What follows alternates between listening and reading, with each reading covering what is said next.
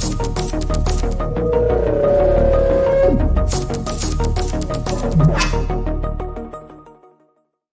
is Charles Haley. You're listening to Nothing But Niners. This is Kyle Juszczyk, and you're listening to Nothing But Niners. So now they've got to start from deep in their end of the field, and Garrison Hurst takes advantage of it. He takes the handoff, hits to his right, gets to the 20. He's in the 30. Needs to cut in. He comes back up the right sideline. Breaks a hard tackle. Comes down to the 30. He's down to the 20. He's down to the 10. He's down to the 5. He's in the end zone. Touchdown. Touchdown 49ers. 96-yard run from scrimmage. Garrison Hurst breaking tackle after tackle. Sweeps down the sideline. Throws off bodies like clothes after a marathon. Young, back to throw. In trouble, he's going to be sacked. No, gets away. He runs, gets away again, goes to the 40, gets away again, to the 35, cuts back at the 30, to the 20, the 50, the 10. He died. Touchdown 49ers. Third down, Alex takes the snap. Alex looking down in post, and it's good. Touchdown! Touchdown 49ers! But it's second down. Ryan takes the snap, throws the flat to the left side. It's Russell intercepted. The 49ers pick it, and Navarro Bowman is redemption. Navarro Bowman running it all the way for the touchdown. No greater redemption. The San Francisco 49ers, we can do whatever we want.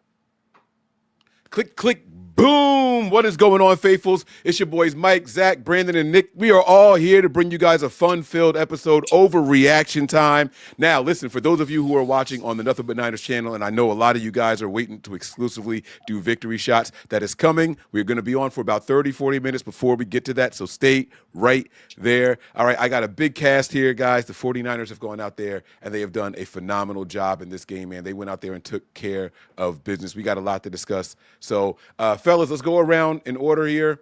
Everybody introduce, tell people where you are, where to find you, give all that good information, and then we're going to go ahead and jump into it. Let Zach do his thing in the beginning. Let's go. Yes, sir. Zach Hernandez, 49ers Hive.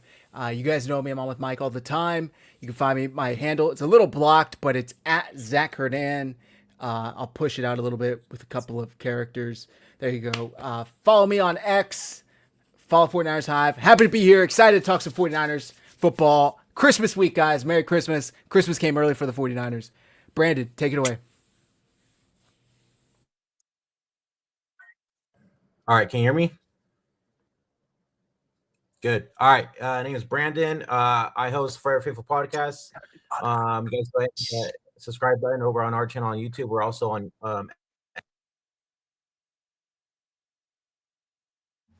What's up, guys? My name is Beto, and everybody knows me as Niner Sickness. And I got invited to the show to talk about the victory on Monday Night Football, baby.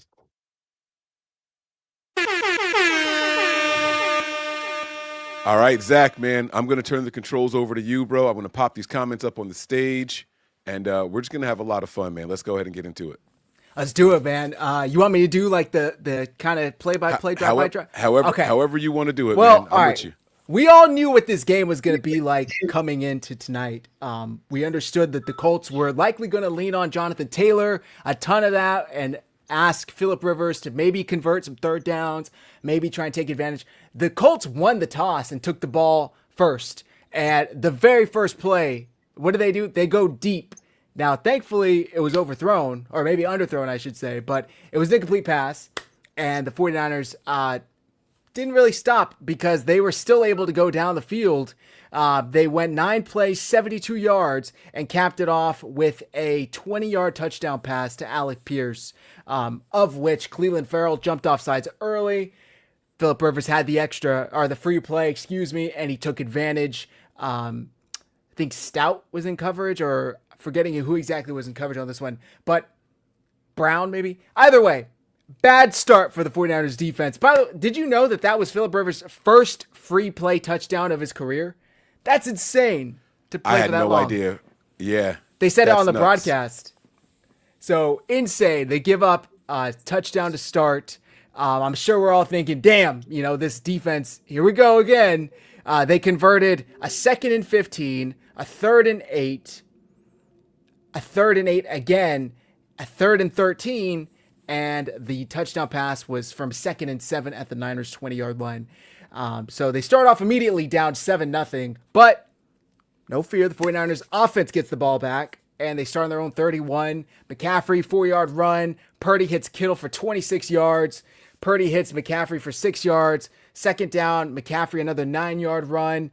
1st and 10 at Indy's 24-yard line already. After a 2-yard run, Purdy hits Demarcus Robinson for a 22-yard touchdown right down the middle of the end zone.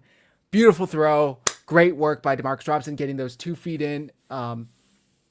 It was just great. A great answer by the 49ers offense to tie things up at 7-7. And I'll get your guys' thoughts, but the very next play, the kickoff, Jair Brown totally redeems himself and punches that ball out. I mean, you saw him pulling a Anthony Joshua, whatever the hell that fighter's name was that broke Jake Paul's jaw the other night. Boom! Punch that baby out.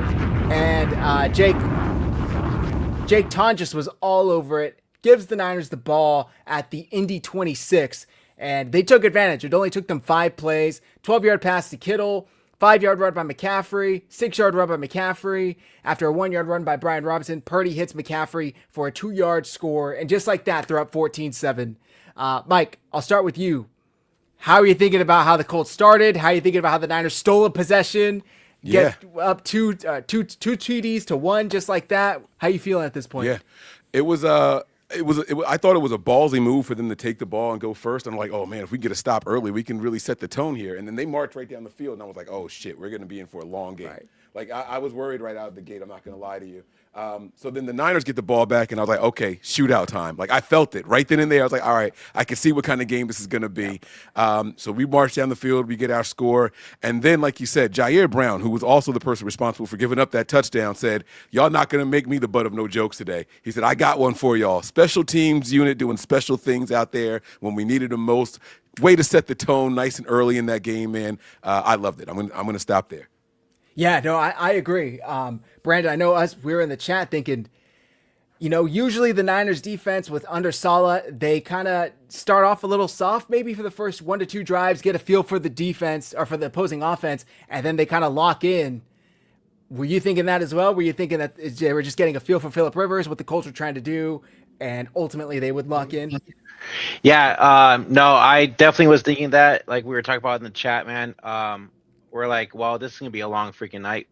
And then, just like how you guys said, once they scored that first touchdown and the special teams came out and got that forced fumble and brought us up to 14-7, I think that kind of boosted the defense as well. I mean, yeah, they struggled a little bit more that next drive, but, I mean, you could tell that Saleh was trying to adjust to Rivers and get that defense flowing and everything like that, and they looked better as the game went on, for sure. For sure. So they go up 2 scores to 1, it's 14-7, and the Colts get the ball back, and I'm gonna toss to Nick after this, but it's 12 plays, 66 yards, and it's not like they're running the ball. Phillip Rivers, 8-yard pass, let's see, 11-yard pass, 17-yard pass, 3-yard pass, 12-yard pass. And then on 1st and goal, after they get backed up for the offensive holding, they get all the way to 3rd and goal at the 16, and Rivers again hits Alec Pierce for the touchdown. Darrell Luter was flagged for PI, but it didn't matter. He still let Pierce catch the ball. If you're going to get flagged for PI, you might as well break up the ball and give him 1st and goal at the 1. Nick, what are your thoughts on this defense? Is it simply that they were just outmanned with the Colts line match up perfectly with them? What were you thinking after the second drive where it's 14-14? Okay, well, I'm assuming you guys talking about me, and I apologize for the video. My name is Beto, not Nick. Sorry. I see the name. It's a Niner sickness, and I apologize for the video. I'm driving in the car with the wife. We're heading to buy more Christmas presents, but I'm with Mike. When I started to watch it, I'm like, okay, I want to see what the defense does. I want to see how the defense is going to deal with Rivers. And I'm like, oh, shoot, this is definitely going to be a shootout back and forth. Now, I'm confident the Niners could put points. I was just more of how much points is the defense going to give up. the fact that we don't have a pass rush and Rivers, we made him look good. I mean, the guy is 44 years old, not mobile, and he looked like like he's never missed a beat to a point, and that's because of the lack of pressure. But I love the way Robert Saleh was able to move some other pieces and get enough pressure just to kind of rattle him. And our secondary played pretty good, being that Junior was out there covering for Ronaldo Green. It was okay. I'm still a suspect of this defense. I don't think the Colts offense is that great. One thing we did do that I'm excited about is we stopped the run. We were terrible in stopping the run. We were able to stop the run and keep their running back to, I think, under 80 yards, which is, for us, is really, really good, Jonathan. So that right there, Robert Saleh gets credit for putting that together with these young kids, and these young kids came out to play. So I'm excited about that. 100%. Yeah. And on the flip side, they were able to run the ball. Go ahead, I was Mike. going to say, we ran the ball well, but the Colts collectively only ran for a total of 58 yards. Guys, that was a top 3 running game that we were going up against. 58 yards. That says something, man. So way to go, Robert that's Saleh. pretty good. The broadcast said that they were the number 1 rushing defense, too. I don't know if that's true, but, I mean, Christian McCaffrey was averaging 6 yards a carry. I think he finished the game averaging damn near over 6 yards a carry. So it was great to see the 49ers get that running game involved. And like I said, to start the show, we all thought it was going to be a heavy dose of Jonathan Taylor and relying on Phillip Rivers to only make the plays when needed, but that's not what their game plan was. And I can't fault them for it because it was working. Phillip Rivers, I said it before we started the show, he'd get to the line with 20, 30 seconds left. They must have like 5-word play calls because he'd be in the huddle for like half a second and then they're out there and he's just audibling. You could hear him talking. ESPN has that like Prime Vision channel now on ESPN2. I don't know if you guys saw that, but they're doing like an all 22 broadcast. And I checked it out. They got that from Amazon. It's pretty cool. Yeah. And you got Dan Orlovsky, Luke Kuechly, and I forget who else. But Phillip Rivers is just the whole time. He's like a coach out there. I mean, it reminded me of when Peyton Manning was out there and he's pointing, he's talking, he's audibling. Robert Saleh had no answer for Phillip Rivers in the Colts offense in the first half, pretty much. So the 49ers get the ball back tied 14-14.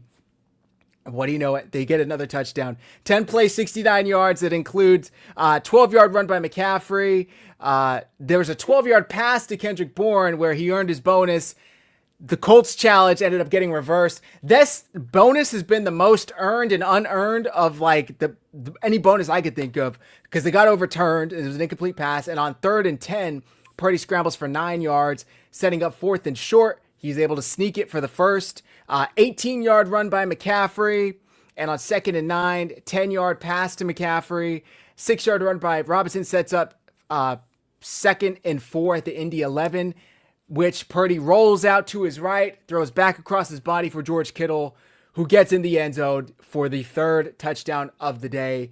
And I don't know about you guys, but this was one of those, oh, no, oh, yes, type plays for me because you never want to throw late back across your body, but Purdy did it. And I will say, if it wasn't for George Kittle attacking that ball, I think he gets picked. But it's teach tape on attacking the ball. Mike, what are your thoughts on this touchdown? 2 games in a row, 2 passes just like that by Brock Purdy. I think last game it was to convert a 3rd down, if I'm not mistaken. This game it was for a touchdown. And, it's like, don't do that, Brock, don't do it. And he did it anyway. And every time he does it, the broadcasters say, that is very dangerous. I can't believe he did it. But look, man, when the guy's locked in, he's locked in. Like, I think my days of doubting Brock Purdy are done. I mean, there was something that happened on the second to last offensive drive by us that we'll get to. But, I mean, I think my days of doubting this guy, they're over. With the offensive line protecting the way that they are, he is in rhythm and he's unstoppable. I mean, we are wasting an active roster spot with a punter at this point. Like, it's just that's how good this offense is firing on all cylinders right now. So, I mean, shout out to Brock Purdy for that. I'll stop there. Go ahead, guys. Yeah, I mean, I agree with you 100%. They get the touchdown.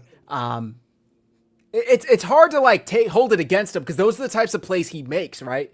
And he pretty much made one later on in the game that the refs totally messed up on. Brandon, at this point, are you thinking we're in store for just a shootout? It's 21-14. We've got nothing but touchdowns on either end, 3 touchdowns or 2 touchdowns. What are your thoughts? Are you bummed at the Niners defense? Are you thinking the offense can carry it? Well, so I'm watching the game with my dad, right? You guys can hear me still, right? Yeah, you're good. Okay. All right. Perfect. And we're seeing, this defense giving up all these touchdowns and Phillip Rivers making these deep passes and everything, right? And I'm not too worried because Purdy's just out there, just throwing dimes and stuff like that. Our run game's working, like you guys were saying.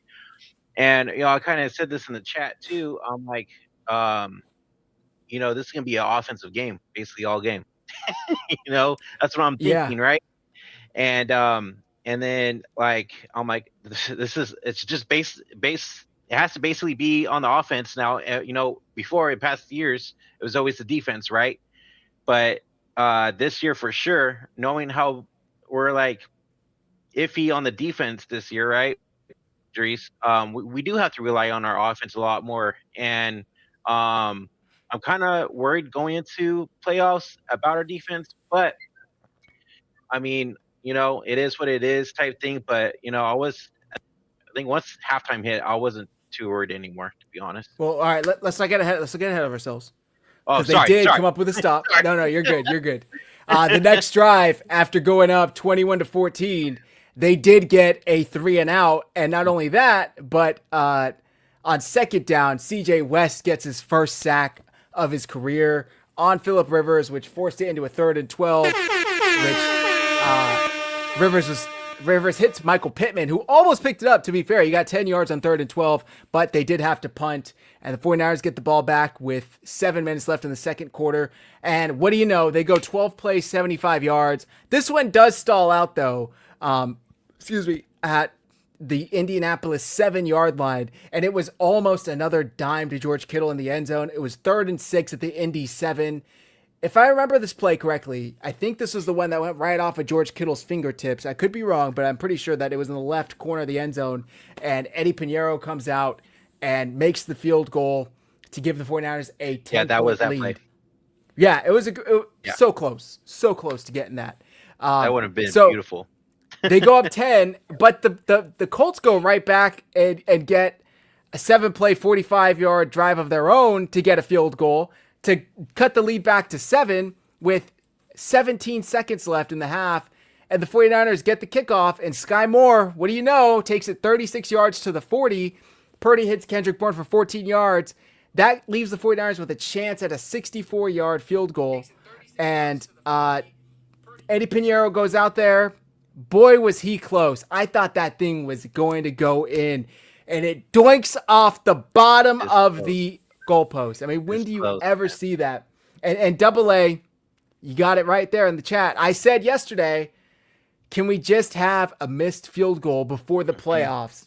This is about as good of an opportunity that you could have gotten to do that, because I would have much rather have been up 7 at the half in the regular season than down 2 to win it with no time left in like LA or Chicago or some crazy crap like that. So it's like one of those Hail Mary interceptions on 4th and 40. It's like you just kind of chalk it up and charge it to the game. So I wasn't mad at that. Beto, do you get my my logic on that, to where it's like I didn't want him to not miss a kick going into the playoffs? I don't know. Maybe that's just me. Maybe I'm superstitious. You know what, Pinheiro, I'm confident in him, and this kicker, man. Picking him up was one of the best things the Niners could have done. This guy, nothing rattles him. Whether he misses it, he's kind of like Brock Purdy, and where if Brock Purdy throws an interception, he'll come back and throw another touchdown. Pinheiro does the same thing. If he misses a field goal, he doesn't allow that to rattle him. He's not the guy that we let go, that we drafted high to get, where he lets mental thing come between him and the ball. Yep. But when they hit the upright, I was kind of sad, and I wanted him to make it. I'm like, but man, it was so close. I mean, so close, but it wasn't needed. The way the offense was moving the ball, Kyle was in his bag. I wasn't too worried. I wanted to make it just for the standpoint of making a long kick like that and just going into the locker room on fire. But you know what? It's all good, bro. It's all good. This guy's going to be ready for the playoffs. I'm excited. I think we have a clutch kicker right now going to the playoffs, kicking with confidence. We got a quarterback. Mike said earlier, and I love what he said about he's not going to doubt Brock Purdy anymore. I love that because there's so many doubters out there. And I'm not saying Mike was doubting him the whole season, but there's players, there's fans out there that were doubting Brock, man. Brock can't do this. Mac Jones this. Mac Jones can only, and I got nothing against Mac Jones. I love him as a quarterback. But what was he getting? Average 22 points per game? Yep. 22 points in this game would have not won the game. We needed 30-plus points, and we got it. Since Brock came in, but we've been having it with 31 points. So I'm excited about Pinheiro being our kicker. I'm excited the way Kyle's in his bag, the way the team rallies with each other. And then I forgot his name. You mentioned him earlier, number 99, the rookie. West. Help me up. West. DJ West. The way he got into this kid is going to is showing promise. He just needs to continue to develop more. Alfred Collins did his thing as well. I hate that we have injuries across the line. I hate that we have players out, but this is opportunity for these young kids to develop, and they're taking advantage of every situation, and they're getting better. I cannot wait when there's a full squad out there. Well said. Yeah, just some interesting stats really quick I wanted to share with you guys. I got to play some sound effects. Y'all know my fingers are itching over here. We officially own the record for most Monday Night Football wins now, following that victory right there. So we're dropping a bomb on that one. Yeah, baby. And then we have this interesting stat as well. 21 straight drives without a punt is the longest streak in 40 years in the NFL, ladies and gentlemen. 40 years right there, man. Come on, man. He hasn't punted in the month of December. Since Thanksgiving, pretty much. Yeah. That is an insane stat I had to share. Do you have the stat about consecutive quarters with scoring? I think we're up to 22 consecutive quarters with points, which is like the longest. I didn't look at that. That's crazy. 22 consecutive quarters that we've scored points. So Kyle's got his quarterback. Yeah, Kyle's got his quarterback, and he's confident in the play calling abilities. The playbook is wide open. It's wide open. Yes. I thought we were going to struggle in the passing game in this game, and then all of a sudden, Robinson, who had Robinson getting the first touchdown on your bingo card? Not me. Like that was not me. Like, wait, what are we talking about here? His first touchdown as a Niner. I mean, he was spreading the ball around today, man. He was doing his thing. Like, let's go, man. Sorry, Zach, I didn't want to cut you off, but I had to get that out the way. I appreciate it. 22 straight quarters. Longest streak since 1995. So that's crazy. Before we get into the third quarter, Mike, you and I talked about the 49ers special teams yesterday, and I just wanted to get your thoughts on it because we talked about the forced fumble on the second possession of the drive for the Colts on the kickoff. Sky Moore very well damn near added 3 points right there. If Jake Moody, I should go wash my tongue out with soap. If Eddie it's because it's because I'm talking about a missed kick, so I guess it's just automatic. If my boy, relax, take a deep breath real quick. Yeah, if Pinheiro could get another foot on that kick, then Sky Moore added 3 points right there on that kickoff return. I mean, Mike, can you just talk about the special teams and what an improvement it's been for the Niners this year? Yeah, round of applause for our guy, man. He came in here, and he's been doing his thing, our special teams coordinator. He has been absolutely on fire. Way to go out there and make a name for yourself. I mean, we felt like we couldn't do much worse than what we had, but damn it, this is different. It's one thing for the special teams unit to be a liability. It is now officially a strength. They were trying to kick away from him. They were trying to kick away from Sky Moore, and so he's running back and forth across the field trying to make sure he can get where the ball is going to be and everything. At one point, him and Robinson were right next to each other. He's like, give it to me, give it to me. Like, you can see him talking while the ball is in the air. He didn't even know to follow him on the block on that and everything. Like, it was just, this special teams unit is done a phenomenal 180, man. Brant Boyer is definitely the man. I'm so glad. I mean, the hires of the offseason right there. I mean, that's it right there, man. Yeah. Now it's all of a sudden an asset and not just a phase of the game that Kyle can continue to ignore anymore. Now he realizes how good it is. I mean, you think of the three of them, Brant Boyer, Eddie Pinheiro, and Sky Moore. They're all huge positives for the 49ers. So it's really impressive. I was a little interested to see how the special teams unit would look because Curtis Robinson, although he wasn't starting at Mike anymore, was inactive, and he is a special teams ace for the 49ers. Chase Lucas also was inactive. Isaac Guerrero was inactive. Like, those are special teams players that have kind of earned their role this year on special teams, and the three of them were scratches. So, but I can't say I was.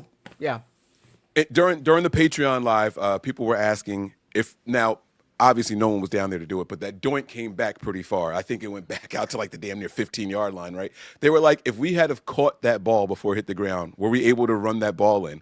And I don't know that rule. I've never seen anything close to that happening. If that ball didn't hit the ground, are you allowed to catch it and run it in? I have no idea. I know the defense can catch it and run it, but I don't know if the offense could. That's a good question, though. Yeah. So, all right, just something I don't know. We have to try to do some digging into the rule book later on. I'll message Rich Madrid because he's the rules guy that I go to when I ask questions about rules. I'll drain a village in Africa and I'll use ChatGPT and get a question out of it because it uses so much damn water to get a question out of that thing. Okay. Oh man. So they go into half up. Was it 7? Right? Yeah, up 7 after the missed field goal. And I think we're all thinking, okay, this opening drive is like really important because if they go 3 and out, Indy can tie it right back up. But they did not. We all know how it went. 8 plays, 64 yards. I'm just going to go through 15-yard pass to Kittle after a 1-yard McCaffrey run, 1-yard Purdy or Demarcus Robinson reception. Excuse me. It's 3rd and 8. And Purdy finds Juwan for 21 yards. 3rd and Juwan, baby. Let's go. All the way down to the Indy 26 already. And Purdy finds Kittle for another 22 yards. 1st and goal. McCaffrey for 1 yard. Incomplete pass on 2nd and goal. And on 3rd and goal, Purdy finds Jennings for 3 yards for the touchdown. And this was an absolute dime to Juwan Jennings in the front right corner of the end zone. And it puts the 49ers back up 14 points. Mike, how you feeling? How you react to this? Shootout, man. I'm all about the shootout at this point, man. I was not 100% confident in the defense. I know they did get the 3 and out before the half was over, but my confidence level just wasn't quite there yet. And I, believe it or not, I hadn't even realized what we were doing against the run at that point. So that's another reason why I was still nervous. I'm like, oh my God, when they start running the ball, it's a close game, blah, blah, blah, blah, blah. Bro, like I was just mentally prepared for the shoot. I'm like, all right, let's go. Kyle's in his bag. Like, I'm ready for it, man. Like, we were driving. At one point, they made an announcement. I believe it was in the beginning of the second. Yeah, it was on that opening drive that the Niners are only 1 of 3 on 3rd down. And I was like, we only had 3 third downs that whole first half? Yeah. Like, that was insane. Like, I didn't even notice. That's how efficient we were moving the ball in this game. We only had 3 third downs in the first half. That's insane. Wild, absolutely wild. They were just extremely efficient. So they go back up 2 scores. Indy gets a field goal to tie or to make it an 11-point game. I don't know if I get the logic there because it's still a 2-score game, but hey, it is what it is. It was 4th and 8 at the Niners 33. It's not like it was 4th and 1, so I guess. But the Niners went 8 plays, 49 yards, and got their own field goal to push it back up to 14. And that took us to the 4th quarter. And things got a little interesting here. The Colts 12 plays, 65 yards, capped with a Jonathan Taylor 1-yard touchdown to make it a 7-point game. The 49ers again go 10 plays, 70 yards, which included pass to Juwan Jennings for 17 yards. 11-yard pass to Juwan Jennings. Was this the one that started with? Oh, it must have happened already. I forgot to talk about Latu stripping Brock Purdy and Luke Farrell, who was trying to block him, catching it and getting 3 yards. That was crazy. You know how Grant Cohn used to say Jimmy Garoppolo is the arsonist and the firefighter? Like, that was Luke Farrell on this play. He literally gave up the pressure, allowed Latu to strip sack Purdy, but he caught the ball. He stayed in pursuit. He just didn't abandon his assignment. I mean, he got past him, but he stayed with it, and the ball was there for him to make a play on it. And then it ended up being, instead of a loss or even a turnover, ended up being a 3-yard gain. Yeah. So that was just the way really Kyle called it. No, just like they drew it up, right? That was all part of the plan. Yeah. They just didn't see it coming. So nobody knew. On this drive, they get all the way up to 1st and goal at the 8. After converting on a 3rd and 9 for 11 yards. McCaffrey stuffed on 1st down. And 2nd and goal, Brock Purdy connects with Jake Tonjes in the far right corner of the end zone. Tonjes catches the ball, gets 2 feet down, but they ruled it incomplete. And this hurt my heart because it reminded me of Brock Purdy's touchdown pass to Brandon Ayuk in the wild card game against Seattle a couple years back, where Ayuk couldn't hold on to it. Now, it was a little less scrambly, and Brock Purdy didn't get drilled at the end. But, I mean, he's running to his right, he's directing traffic, and he throws a dot to Jake Tonjes in the back corner. George Kittle's hurt at this point, by the way. So it's Tonjes, and that's it. And he came through, and they ruled it incomplete. And for some reason, the 49ers didn't throw the challenge flag. Maybe because they only had one timeout left. But fear not, the 49ers on the very next play, McCaffrey's wide open for a touchdown. Add real quick. Does this kind of bring up, this is kind of like the same play that happened in week 1 against Seattle for that Tonjes touchdown a little bit. A little bit, would you say? A little bit. He didn't have to go and save from being intercepted, but yeah, I get it. Yeah, that was a touchdown. I don't care what anybody says. That was a clean touchdown, and I think you're right. I think the fact that that the Niners only had one time left, they didn't challenge it because they couldn't risk it. But no fear. When you have Kyle calling the way he's been calling, he's like, yeah, we're not worried about challenging that. We'll just score a touchdown right after. 2 touchdowns, 1 drive. Right. What was weird about now we're talking about challenges. So earlier in the game, Juwan Jennings had a catch, and then they said that he didn't, like, he went to the ground, the ball came out, right? He made a football move 2 feet down. He's going to the ground. He sustained it, but then, like, the ball came out, like, as he was on his knees, almost like getting up, right? The Colts challenged that play, and they said, okay, no catch. We challenged the same type of play, and they said, no, it's a catch. How was that any different? It was KB, but yeah, 100%. Who did I say? Jennings. Jennings. Oh, I meant to say Bourne. My bad. I meant to say very Bourne. similar. But how was that any Very different similar. though? I didn't understand how it was any different. Yeah. And immediately they had the rules expert. No, that's a catch. I don't know why the Niners are challenging this. It's like, we're using your same logic. Like, right, is what y'all just did to us. Yeah, you said that wasn't a catch. No, exactly. I'm sure Colts fans would argue that Downs or whoever the receiver was made one extra move, but it's like, come on, man. Come on. Were you surprised they didn't challenge, Mike? I wanted Kyle to challenge it, but I wasn't aware that he only had one timeout left for the rest of the game. So, sorry, just not to cut you off, but they had the technical difficulties where Purdy couldn't hear the play getting called in earlier on that drive. So they had to burn a timeout, which was their second. And so, Joe and Troy were even saying sometimes the crew will stop it and save them from burning a timeout, but they didn't. No, you can't do that. You can't just give a team a thing like if your equipment malfunctions. But so here's my thing. Phillip Rivers was basically all game long just calling his own shots right in the huddle, right? Like they would be like, "All right, Phillip, like call 2 plays here, do whatever you want to do." Like he knows the offense. It's the offense he was running while he was coaching, and then they called him in here, so he knows the offense. I don't understand. Brock Purdy's been in this system for 4 years. Okay, you can't hear. Why are you looking at the sideline yelling? Call your own shot, bro. Like, talk to all right, guys, listen, it's not working. This is what we're going to do. And then go to the line. Like, you can't just say, one thing. Is it because Kyle Shanahan is that much of a control freak? Why do you guys think that Purdy was afraid to call his own play at that moment? That's a good question, actually. The only thing I can think of is that I don't remember what play it was on. I think it was the second down. And then it ended up being like a check down to Demarcus Robinson that got stuffed, if I remember correctly. But I don't know. Maybe they just don't entrust him with that yet. Beto, I don't know if you have any other take on it. Actually, I apologize. You guys went silent. I didn't hear you guys for the most part. And I was trying to figure out, and then you just popped up, so I actually didn't hear the comment or the question, so I apologize for that. No, so the question to you guys, the question to you guys, both Brendan and Beto, is what the communications got shut off, and Purdy just stood there.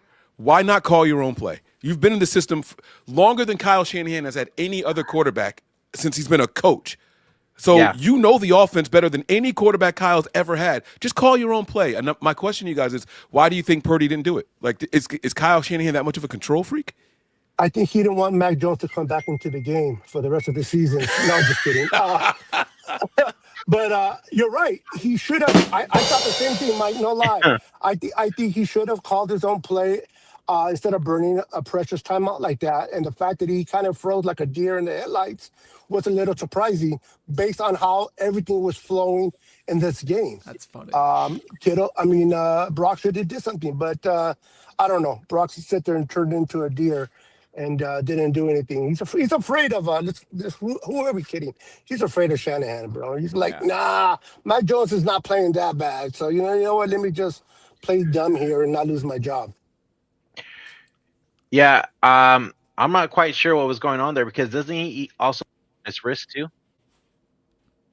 Yeah, he wears the wristband. He's got the plays there and everything. And I know a lot of people are like, "Oh, well, they turn the mics off at 15 seconds." They do that every game. That's the rule. Like that, but still, you got to have you can't call one play in a game. Just one. I don't know, man. Even if it was just a run play, get a couple yards. You know, save a timeout. Right. Yeah, exactly. In a game that we're expecting to be a shootout, like, come on, don't waste that timeout right there. But it's cool. I mean, it didn't end up biting us in the ass, so I guess it should be water under the bridge. I'm crying about spilled milk. Well, if you're gonna learn something, brother, why not learn it in this game? So if this situation happens again and against Seattle or the Bears, he'll be able to step up, hopefully, and make a play. So after the touchdown to put them up 14, the Colts get the ball back with 7.5 minutes left in the fourth, and they had a great return for 58 yards, but there were two separate holding penalties on the Colts that backed them up. They started around 20, and on 1st and 10, Rivers drops back, and Alfred Collins, the other rookie DT, goes in there and just wrecks shop, strip sacks Phillip Rivers. That was beautiful. 15-yard loss. Amazing to see.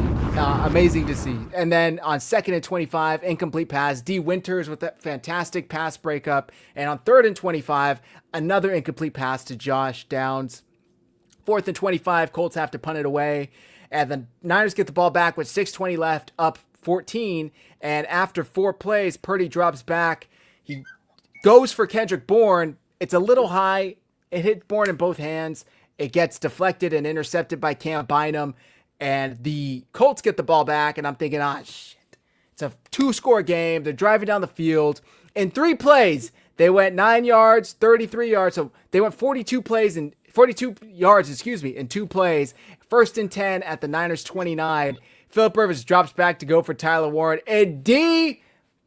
motherfucking Winters intercepts that thing and took it the other way for 6, beautiful read. What a beautiful read by Winters. Beautiful. Step in front of Tyler Warren and just take that to the house. Put a nice bow on our Christmas present for us. And after that, Phillip Rivers' night was done.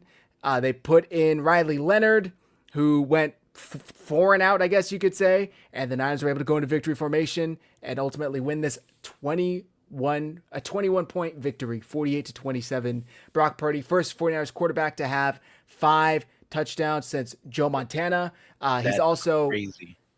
He has, per Next Gen Stats, he threw 4 touchdown passes targeting outbreaking routes, the most in any game since 2022. The other 5 quarterbacks who have done it since 2018 are Patrick Mahomes, Lamar Jackson, Tom Brady, Dak Prescott, and Josh Allen. So it's a pretty nice crowd. Put some respect on Purdy's name now. Yeah. All right, we got a couple of super chats here. I want to get your guys' opinions on really quick. So let me get ready to pop these things up here. After these, I'm gonna hop off. Just FYI. Yeah, that's why I wanted to get to it now before you get out of here.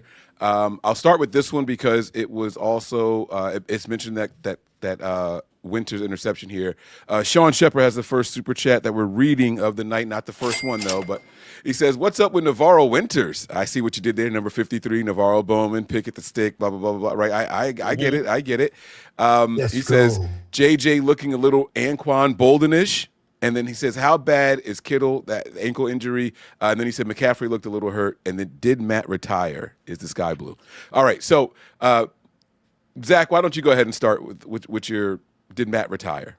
No, we weren't even planning to go on tonight, but Mike and I talked about it last night, or at least I wasn't. Mike, of course, always brings you guys content. I'm a little bit more of a wimp when it comes to needing my sleep, so I don't know how he does it. But the game was just so good. I told Ashley I got to go on for at least a half hour and talk about this game. Matt works. Matt has crazy hours, so he wasn't going to hop on tonight no matter what. JJ looking a bit Anquan Boldish. Interesting. Yeah, I mean, look, the tough physical guy. I mean, Yeah. the difference is, though, he still had a drop in this game. I think it was in the first half, though, but he shook that off and he bounced back well. I don't know if Beto or Brandon, did you guys know anything about Kittle's injury? He looked like he was on the sideline warming up. He was doing his drops and everything. I think the Niners just kind of went into reserve mode there. Like just They said it was a knee injury. I thought they said ankle. No, they said Oh, ankle. I thought it said ankle. Yeah. Really? Okay, because I heard Yeah. knee, but we'll have to clarify that. But yeah, I think if we were behind and we needed Kittle, I think he would have came back in. The fact that we were leading the way we were playing, I didn't think they felt that the right risk him to further injury, let him just rest, and we'll be fine. I hope any series, I hope that anything they take comes out negative. Real quick, we just got an update by Matt Barrows. Kittle said that he doesn't think he has a sprain. He said it happened in the second quarter on a play on which he got taken down with an apparent hip drop tackle. Doesn't think it's a high ankle sprain. You cut out for a second, but doesn't. He doesn't think. Does not. Yeah, he does not That's think. good. Okay. That's a good. He stayed on the sideline that's with his fantastic. helmet on for most of the night.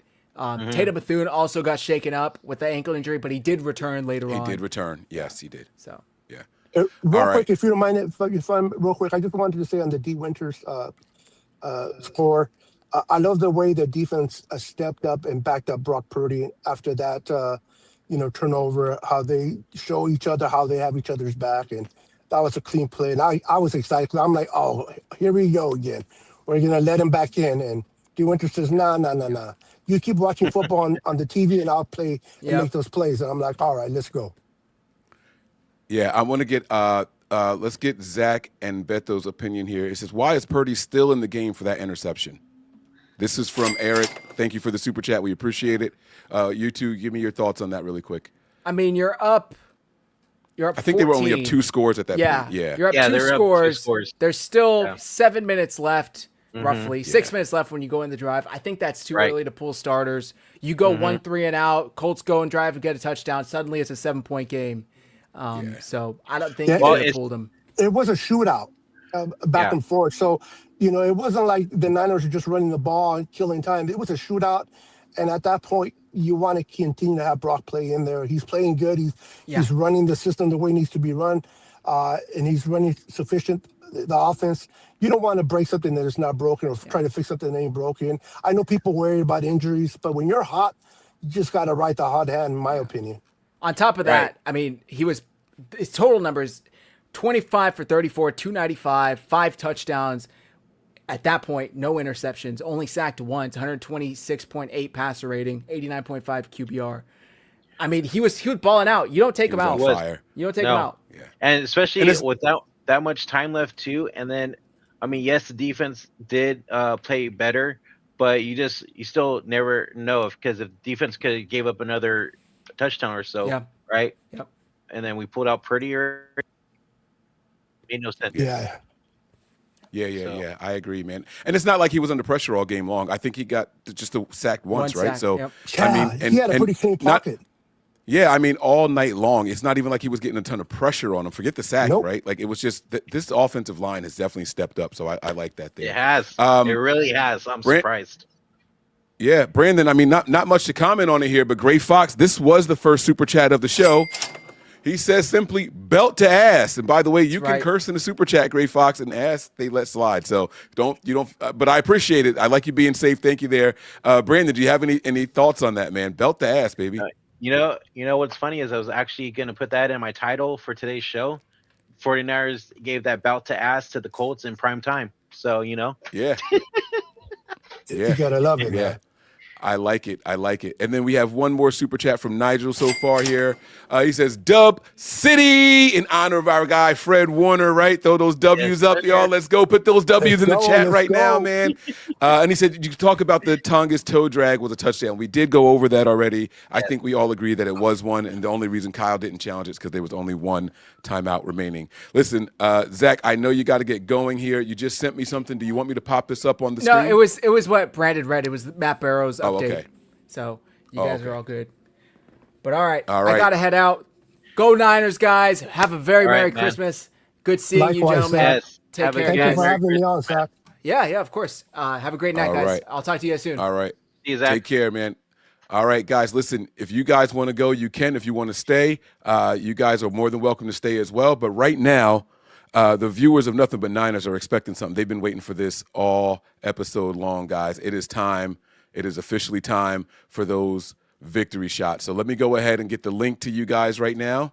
Let me change this layout here because it's 3 of us. There we go. All right. It is officially victory shot time, guys. I am posting the link in the chat in just a couple of seconds. Let me find my victory shot ticker. There it is, going across the bottom of the screen. And guys, y'all know what it is, man. Now, Brandon and Beto. Now, Beto, you're driving still. I don't want you drinking and driving, so don't. No victory shots if you're still driving over there, man. So now listen, we have people who are sober, and we encourage that. I applaud sobriety. So please don't break your sobriety for a 49ers win. However, you can still participate in this. You click the link. You come on live with us. I'll get some of you guys' thoughts on how the game went. All right. And then what you do is, my only request, if you can oblige, is just don't take a shot with water. That's my only request. Get some juice or something. Taking a cheers and a shot with water is just bad luck. So it's victory shot time. All right. Here's the link coming into the chat in just a couple of seconds. I'll pop it up on the screen. There it is. Faithful, you guys have been waiting patiently. It is time to celebrate, man. It is absolutely time to celebrate. There's the link right there across the bottom of the screen. All right. Going across Brandon's face. I'm sorry about that, buddy, but it's okay. There's the link there, guys. Click that in the chat right there. All right. And as they pop in here, we'll get ready to do this. We also have another super chat here. This is the second one from Sean, so I got to play a different sound effect now. That's 2. Really? He says, also, D better positions with Kendricks at linebacker. We can hear you. You good? You good, Beto? You good? You good, Beto? I don't think he can hear us. I don't think he can hear us. I think his thing went out again. Yeah, he's having some technical difficulties. He dropped out there. All right, so I'm gonna change the background here because we're gonna have some people popping in for these victory shots. All right, Brandon, you got something to participate with over there, bro? Yeah, let me go downstairs real quick and get me something, and then I'll be right back. Go ahead and grab it. All right. I don't know that the defense was better with Kendricks out there. I'm not going to lie to you. I thought Bethune was playing with his hair on fire, man. I mean, he was all over, man. He was making a ton of tackles. And I listen, man, Phillip Rivers is a savvy vet. As soon as he realized that Bethune was out, he targeted Kendricks and with a pass. And not for nothing, Kendricks is not the guy you want dropping back in coverage. He is not. So I don't know that the defense was better, but the defense looked good all around. Bethune finished the game with 4 tackles and 5 assists, so that's 9 total for him. And Kendricks finished the game with just 2 assists. He didn't have any solo tackles, just 2 assists. But one thing that did, you could tell, improve was the communication. The communication was really good for the team, so I wasn't mad at that at all. All right, there we go. We got Beto back. Can you hear us now? Yes, sir. As soon as Zach left, I couldn't hear you guys. That was weird, but I can hear you okay. Now. It's all good, man. It's all good. Sean, thanks for those super chats here. How do you think Kendricks looked while he was out there, Beto? He looked all right. I'm not confident when it comes to him covering anybody out there. He was okay. I'm still more confident with I never say his name right, so I don't want to mispronounce it. Bethune? Tatum Bethune? Tatum. Yeah, Tatum. Thank you. I think they're more confident. It's okay to have him, as a backup, but I didn't think too much. I don't think he did enough for me to really sit there and like, man, I'm glad we have him. So hopefully we don't need him. This is my opinion. I mean, the guy is a great player. He was a great player, but unfortunately, Father Time's kind of catching up to him. What are your thoughts, Mike? Because I don't think he made a big difference in the game when he came in. I might be wrong, but I didn't see anything that I can sit there and go, oh, my goodness, I'm glad we signed him up. No. I agree with you there. I thought Bethune played really, really well. Again, he had 9 total tackles, 4 solo with 5 assists, and Kendricks only had the 2 assists, no solo tackles or anything like that. There was an obvious run play I believe it was like a 3rd and 1, and Kendricks lined up right in the A gap. I saw that. Right. Yes. And they still converted. Like, so he knew where the ball was going. So he's mentally there. He was ready. Yep, there you go. I see you. He was mentally there. He was ready. But it is what it is. You know what I mean? We didn't take a step back. I can tell you that much. But I can't say that we look better with him out there. Yeah, I agree. All right. Agreed. All right, let's bring everybody in for these victory shots. They've been patiently waiting. All right, there let's bring are. everybody in here. Leslie, Dennis, Miguel, Melissa. Yeah, Dark One is in the building, man. Let's go, man. Let's go. All right, Jamie is in here as well. Come on, let's go. Let's fill it up, man. Let's go. Oh, I see your baby on the screen. All right, I got to try to watch my language now. You're gonna test me out here during victory shots. It's gonna be tough. Yeah, okay. All right. I need to be one there. Well, like I got stuff to get off my chest. I got some personal stuff. My cousin been talking all kind of trash about Brock Purdy. I got you, big dog. I'll save you for last. I promise. I'll save you for last. All right. But we're gonna take this victory shot together. Everybody, go over there and get your drinks. All right. Again, Leslie's got her. There it is. There it is, Leslie. Let's go, baby. I see it over there. Listen, one more thing I got to make some noise for really quick.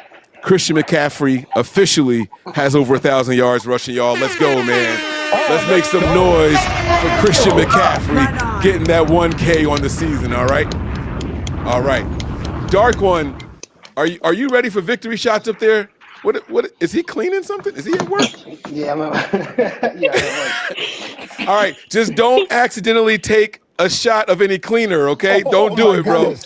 Don't do it. No, man, this isn't the military. I know people used to do shots with all kinds of stuff in the military. You ain't got to do that right now, bro. Don't do it. All right, y'all, get those victory shots up. Here we go. I got the poem. All you got to do is listen and follow instructions. Hold them up towards the camera. Let everybody see what you got. Here we go. Through the lips and he held up the spray. He gonna make me drop my shot. He held up the spray to the camera. Here we go, y'all. Through the lips and past the gums. Watch out, tummy. Here it comes. Cheers, faithful. Cheers. Faithful. Cheers. Victory. All right.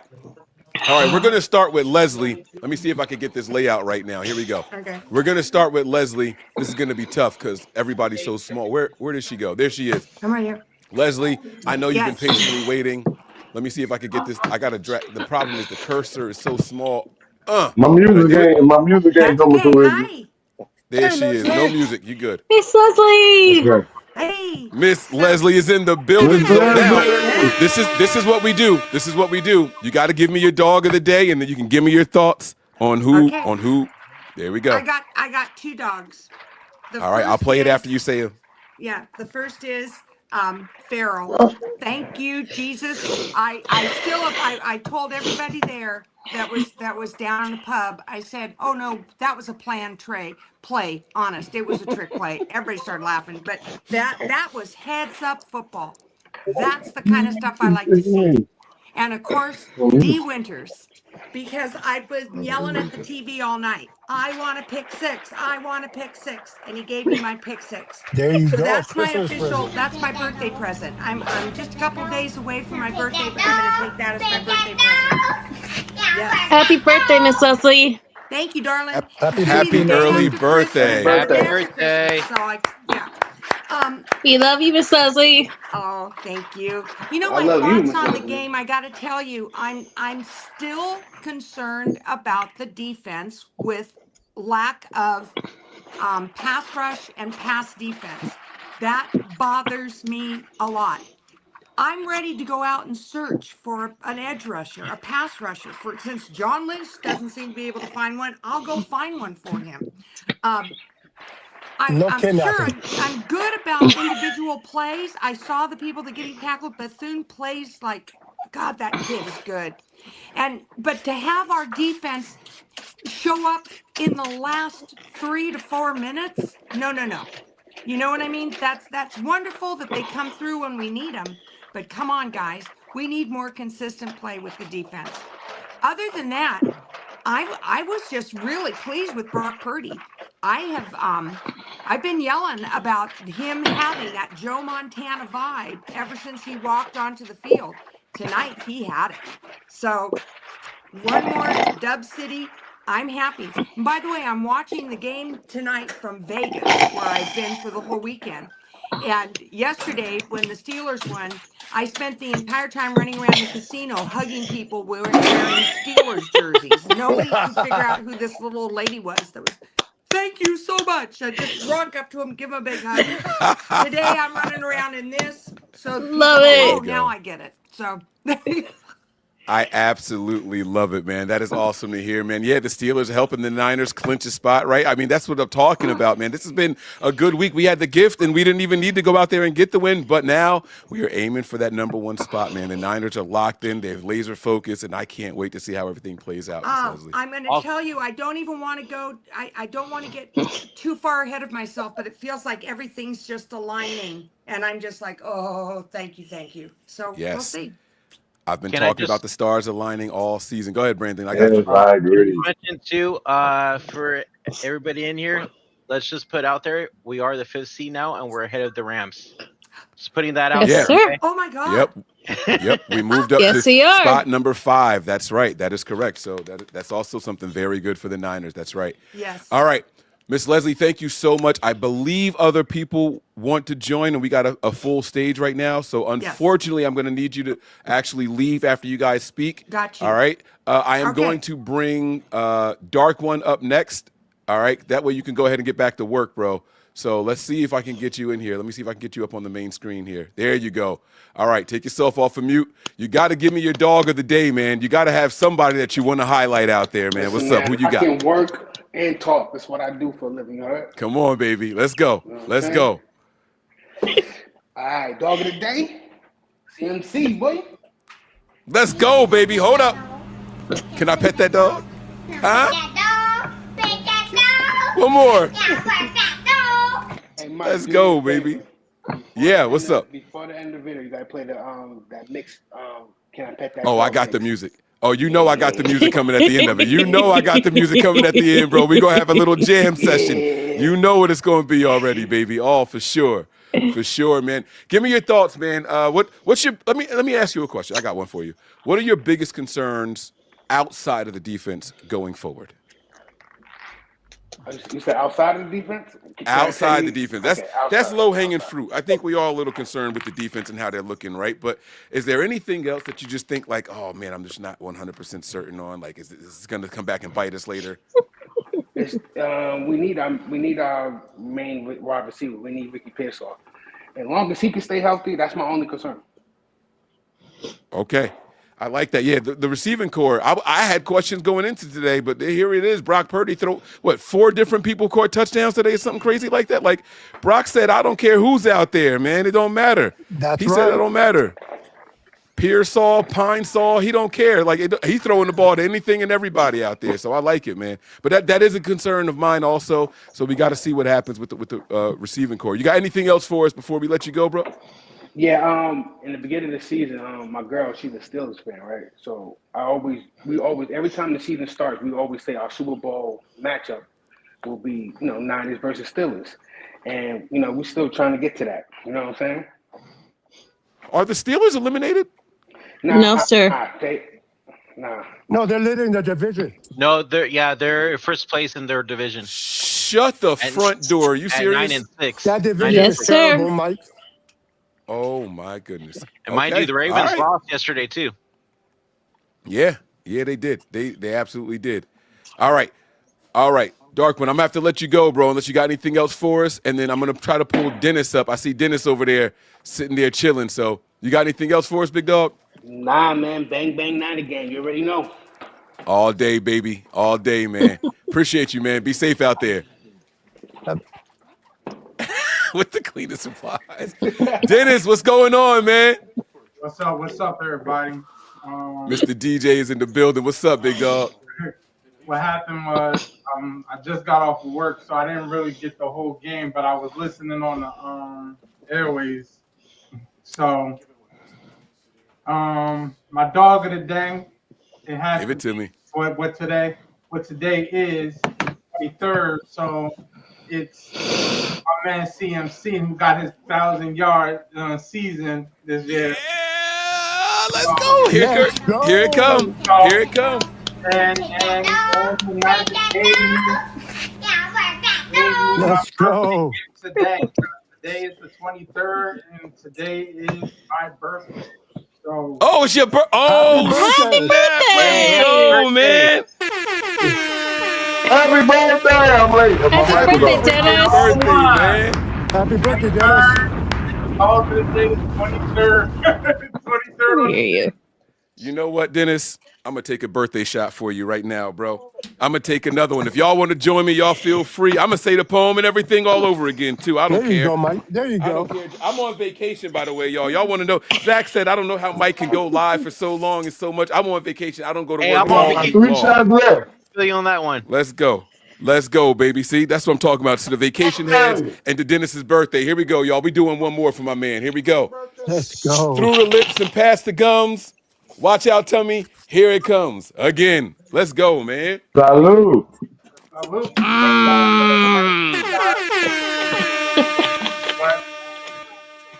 All right. Been a Niner fan for a while, and I'm hoping we get to the number 1 spot. There you go. I got one more question for you. Mike. Yo. I believe. No, Mike. you believe now, huh? I believe, Mike. Come on, baby. You remember my come on, dog. That's what I'm talking about. That's a long-time viewer. I was the one with you. Yes. Yes, man. Now, speaking of believe, that's actually my question for you. That's actually my question. Now, I'll be the first to admit I had my doubts about Brock Purdy. People tried to tell me that Brock Purdy wasn't going to do anything on Monday Night Football. He's a turnover machine. Guys, I have washed. I have cleansed. I'm so glad, Mike. I am officially in so on Brock glad, Purdy. Mike. So Dennis, my question to you is, do you believe in Brock Purdy now? I always believed in him. I never really had no warrants against him. I knew he could play. He's a Kyle Shannon guy, same as Mac Jones. Okay. That was he got his quarterbacks that he wanted. I never had no problems with him. What was that? I just like how the whole thing he should have never played them certain games where we lost. Especially Right. I feel you. The Jaguars game was. I tried telling people don't rush him back, man. I tried telling them back. I would have Yeah. just let Mac Jones let him get a little rested up. But it's here or there. It happened. Yeah. It is what it is. We move on. That's why I don't really every given Sunday we just look at the next game. I'm not looking at the week 18, the week 17. Now we got the Bears coming up. Now we gotta focus on the Bears. We take That's one right. at a time. One at a time, baby. On to the next. That's I all couldn't we have said it can any do. better myself, man. Listen, Dennis, man, you go out there, you enjoy the rest of your birthday, okay? Again, guys, once I get you off of this part, I got to kick you from the stream because other people are trying to join. Darren, I see you down there, man, so I'll get you in a second, all right? Jamie, you were on deck next. Dennis, any final thoughts before I let you go, bro? I'm good. Bang, bang, Niner game. Red and gold till we dead and cold. All day long, baby. I like that. All right. Jamie, you were up next, big dog. Oh, wait. What happened to switch screens? Hold on. That's Beto. There he is. There he is. There he is. Hey, everyone. I just want to give a shout out. Man? Hey, man, I just want to give a shout out to that offensive line, man. That offensive line created some holes for the MC. Let's go, baby. And that's supposed to be the best run defense with the Colts. Mm-hmm. Yeah. Bro, Christian McCaffrey had his longest run of his career. Not career, my bad. Of the season. 24 yards. I don't even know the last time Christian McCaffrey had over 100 yards rushing in a game, bro. He went for 117 and had his long of the season tonight, man. So, like you said, man, that offensive line, they came to play, man. They rose to the challenge. Bro. They said this was the best run deep, right? They said that. And all of a sudden, the Niners like, yeah, okay, challenge accepted, baby. Watch this. And he went out there and handled his business. Jamie, that's a good one. Is that your dog of the day? That's my dog of the day, offensive line. Oh, man. My daughter wants to give a shout out. Oh, yeah, come on, baby girl. Don't run. Come on. She's a little shy. Never mind. Now she's shy. Oh, I saw her with the Niners jersey, though. I'm gonna make some noise for her wearing that Niners jersey. We're going to sound the purge horn. Let's go. I like that. I see her back there repping the colors next to that beautiful Christmas tree. Have it. There you go. It's all good, man. It's all good. All right, Jamie, I do have a question for you. Unless, do you have anything else you want to say, or do you want me to ask you a question? That's it. Ask me a question. All right, I do have a question for you, man. I don't know how long you were watching, but before we brought everybody in, I asked the fellas that were on with me, Zach, Beto, and Brendan. I asked them, why didn't Brock Purdy call his own play when he couldn't hear? There was a moment in the game where he was like, I can't hear, and they had to burn a timeout. Do you think Kyle Shanahan still is too much of a control freak to let his quarterback call his own play when the comms go down? I still think he is, and I think it's about time he lets him do his own play calls because he's been in that system long enough. That's it, man. That's it. I feel the same way. Kyle's never had a quarterback in his system this long, this many consecutive years. Hey, Mike, can I ask Jamie a question real quick? Now. Shoot. Hey, Jamie, did you catch Trent Williams saying that he gave up on his dream of a touchdown for himself, but that his new goal is to make sure that Christian McCaffrey gets the 1,000? And what are your thoughts on that? Wow, I wouldn't give up on that dream. I think he can still do it. I don't know if you guys catch the post game. He said he still wants to go a couple of years. Did he really? Yeah, he said he still wants to go a couple of years. He did. Yes, sir, he did. Let me find out. I got to go keep the show going longer than I thought. I might have to Like, do a presser breakdown, man. But that just shows you that at the end of the game. Yeah. That just shows you that the team is not selfish. They're willing to give up anything for the rest of the team. Yeah. Yeah, you know what's dope is that, I was talking about some of the things my cousin was asking me, like, when do you think it's going to be time for the Niners to just start all over? And I was like, it might be sooner than later. And one of the people I mentioned was Trent Williams, probably going to be retiring soon. But I do know this. At the beginning of the season, they asked him if he thought about retiring. He's like, look, y'all been asking me that the last 2 years. And he said, I'm going to think about retiring when I feel like my body can't give what I feel like it should be able to.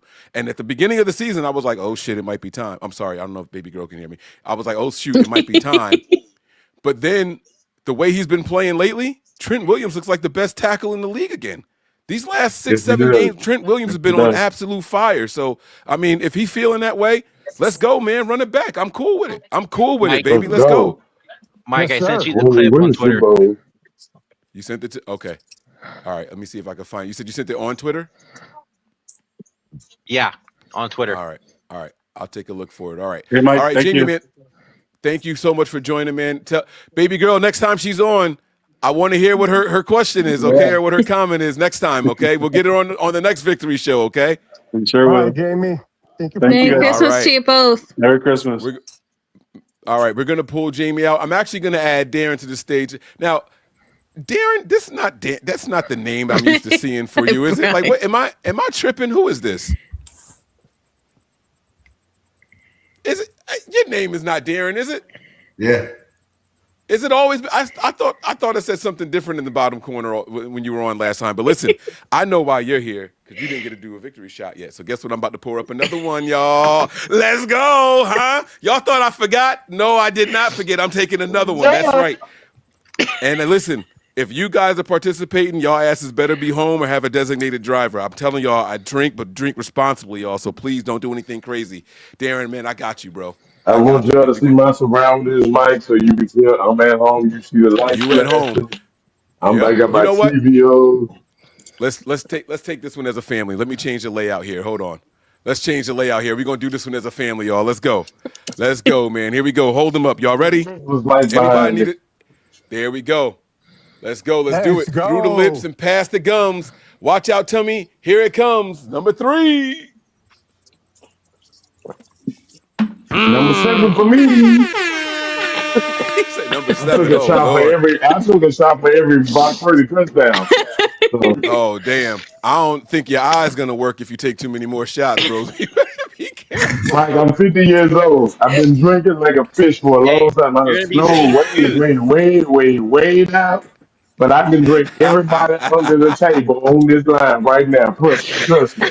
I'm not going to challenge you, big dog. I'm not going to challenge you, man. Let's go. All right, Darren, man. The floor is yours. You got to give me your dog of the day. What player impressed you the most throughout this game, man? Give me your dog of the day. What's going on? That would be Brock Purdy. Brock, there it is. And finally somebody gave it to me. Listen to it, man. Hey, Pet that damn dog, baby. You my new Come favorite on. man of the day. Let's go, man. Yeah. Brock Purdy was out there wheeling and fucking dealing, man. Like Brock Purdy was in his bag tonight. I'm sorry. I'm taking you a moment. I'm sorry. Was it the 5 touchdown passes that impressed you? The 4 different receivers? Was it the 1 interception? Was it? I mean, just tell me what it was that the you loved red about Brock zone Purdy today, man. efficiency? Come on, the red zone efficiency. Was it the fact that the Niners went 7 for 11 on third? Let me shut up, Mike. Shut up. Let that man talk. I'm sorry. I'm going on mute. It was the fact that he was throwing dots all day since the first pass.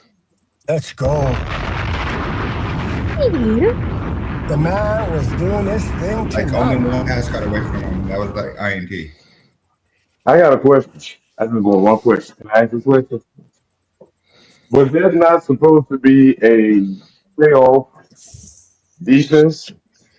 Did Brock Purdy put 5 touchdowns up on? I'm done. Wait, say that again. I didn't hear you. What'd you say? Was that supposed to be a playoff defense? Oh, yes, on it a was. playoff team? Yes, that it Brock is. Purdy put 5 plays on. Bro, they told us that this was one of the top defenses in the NFL, and then when they get touchdowns Butler in back, the they were going to first be even half. better.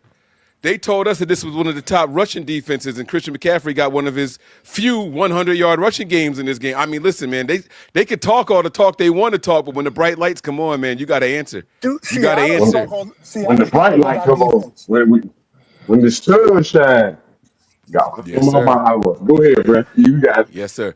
Darren, listen, I got a question for you. Unless you have another comment, I do have a question for you, but if it's up to you. It's one or the other. Either you give me I was another actually comment or the I give one you a that question. asked the question about the ball hitting the post. Oh, you asked it in the okay. Oh, so you asked that in the on Patreon. Yeah. Oh, okay. Yeah. They can pitch And it, why can't we? So here's the thing. I know that they can return it if they catch it in the end zone.